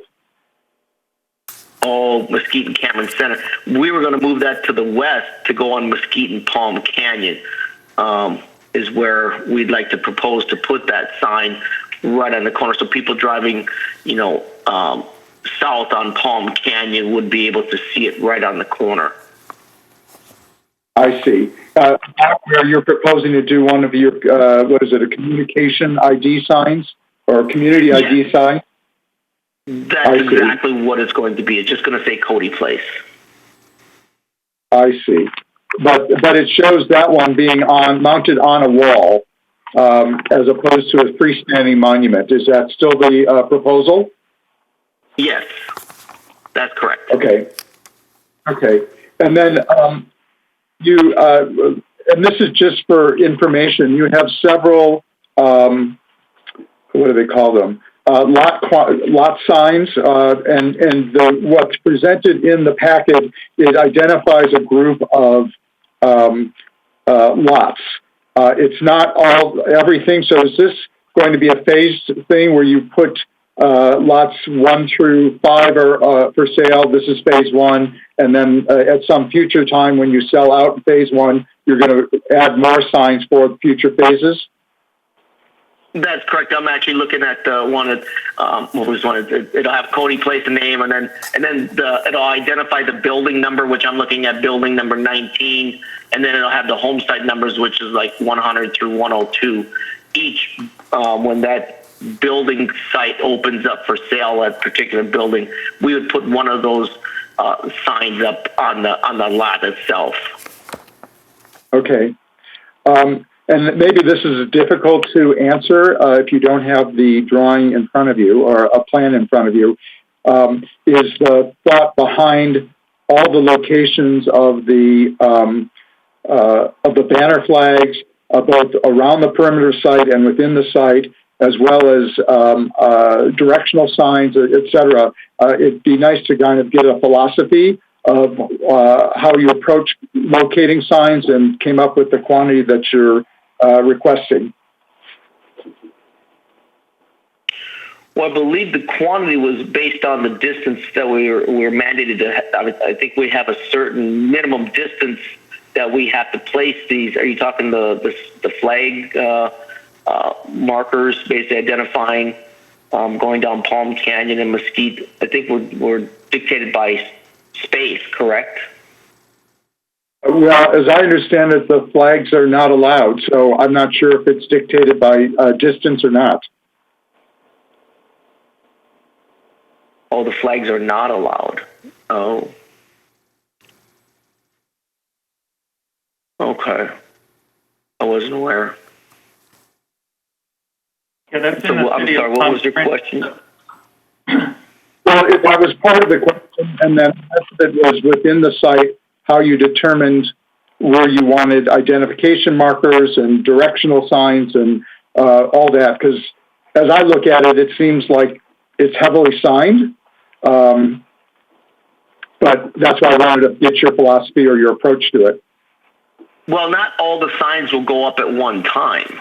You know, only the signs will be going up as far as the building signs. I'm actually looking at the map where you drive in, you see the Bark Park, you see the Cameron Center, then we have some directional signs that'll take you up to the sales office, model ID signs that explain, you know, what model plan there is, the amenity signs, basically identifying the recreation center and the pools, sales office sign, you know, directing to the sales office. It does look heavy on there, but once, you know, we put them up as we sell and take them down as we sell, or for sale. And once they're sold, then we take the sign down in front of the particular building. Okay. All right. Any other committee comments?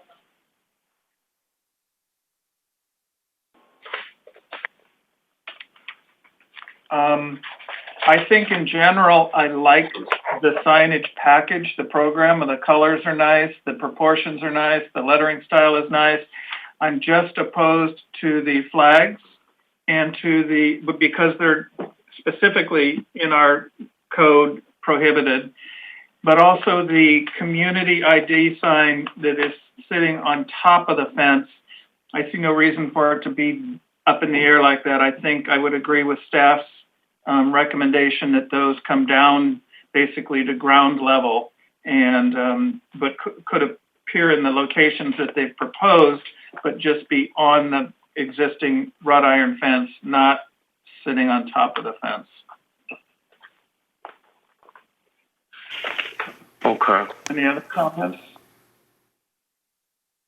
Are we in discussion? We're in discussion, yeah. Okay.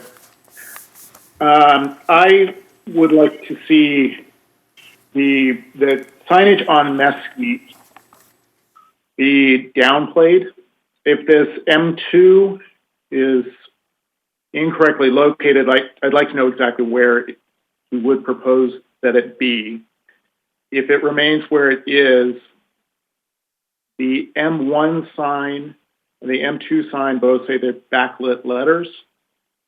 Mesquite is much more residential street, and I propose that the lighting, the backlit letters on Mesquite be 50% of the brightness of the letters on Palm Canyon. Okay. Anybody else? Where are you seeing the brightness? Sorry. Yeah, John? Tom? Yep. I didn't hear that. Yeah, John, where are you reading the lumens or brightness on these signs? It's on the lighted ones, I guess?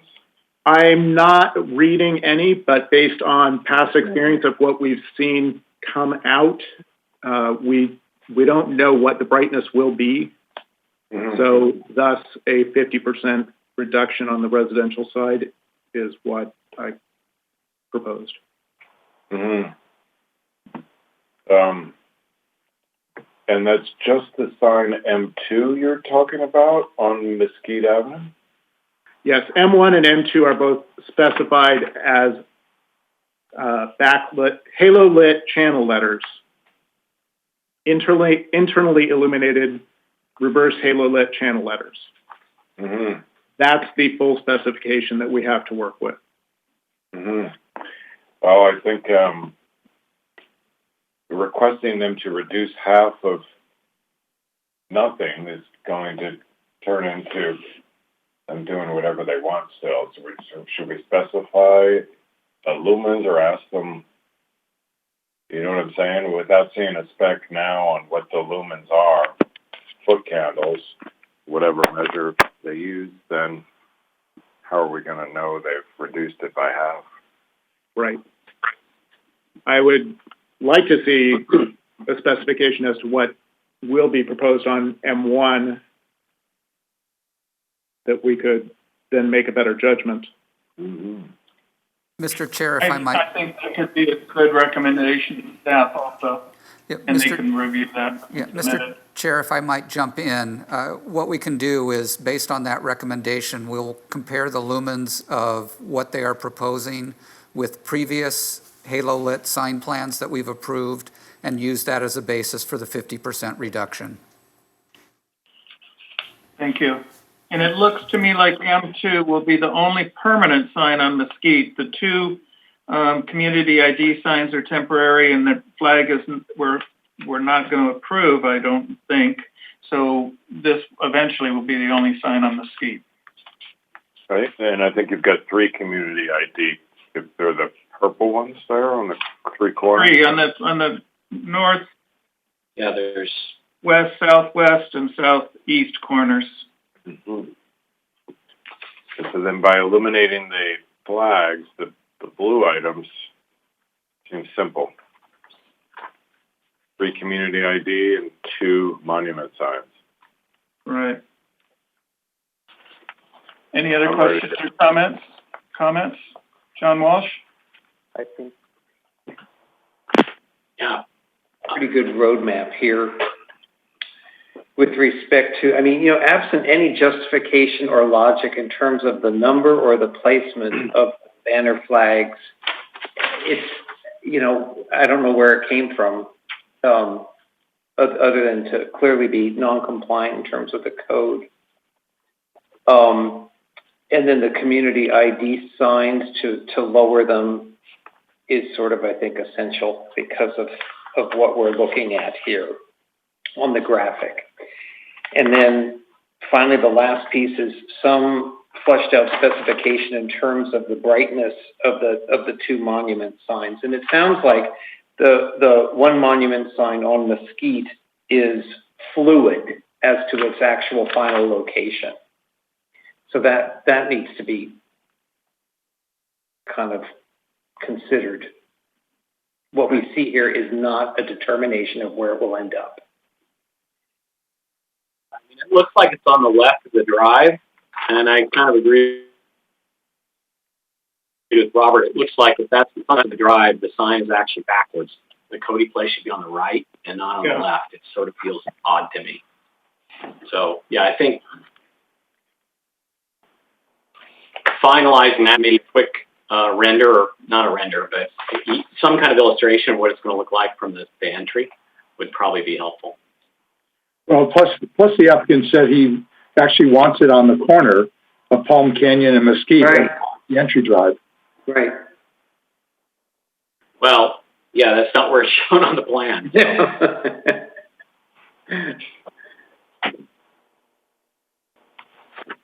She may have misspoke on that. I'm not sure. Well, especially considering that eventually there's a commercial building going to be built on the corner of Palm Canyon and Mesquite, there would be no reason for the Cody Place sign to be on the commercial building. To me, then it really does make sense that it's on the Cameron Center Drive access. Well, yeah, I mean, you've got one at Cameron Center, which is the main entrance, and then you've got a smaller one on the second entrance, which is off on the Mesquite, right?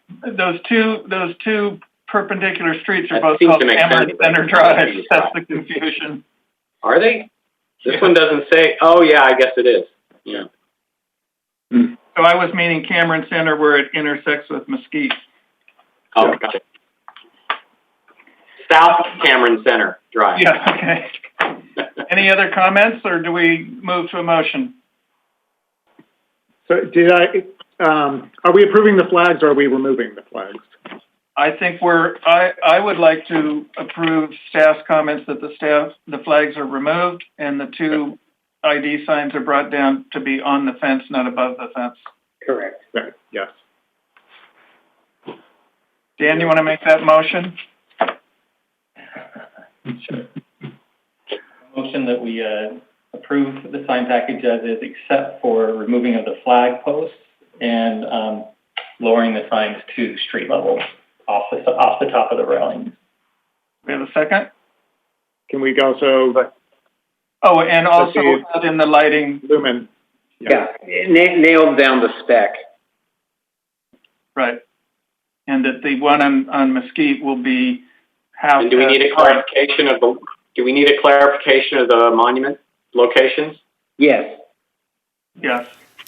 And Mr. Chair, what we might do is that the recommendation of the Architectural Advisory Committee is that sign M2 is located to the right of the driveway. Because this item is going on to the Planning Commission, that will go to the Planning Commission as a condition of approval. Okay.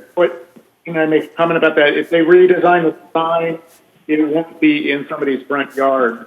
Yeah, I think it does want to stay on the left side of the driveway. It just wants to be at the driveway, not at the corner. Because John's right, it's on the right side, it'd be in someone's yard. Okay, so noted. Dan, do you accept all those amendments to that motion? I do. Okay, do we have a second? Second. Second, John McCoy, all in favor? Aye. Aye. Motion passes, thank you. Thank you, Alan, if you're still there. So that completes our agenda. Thank you all for staying through. Do we have any committee member comments before we adjourn? Or before we ask for staff member comments? Next meeting, maybe staff's going to mention that. Yes, staff, can we have any comments you might have and dates and times of the next meeting? Yes, Chair Jake Wayne, committee members, thanks for bearing with us on this new format of the meeting, temporarily, hopefully. And I wanted to note that we did include in your packet the new public meeting schedule. So the next AAC meeting that we would be having is scheduled for May 18th. And that's all. 5:30. Correct. Same place. Yep. Okay, any other comments from staff or anybody? Yeah. I move we adjourn. Second. Thank you. I know we're all in favor. Good night. Thank you, staff, for organizing it. Good night, everybody. Everybody, stay safe. Bye. You too. Bye.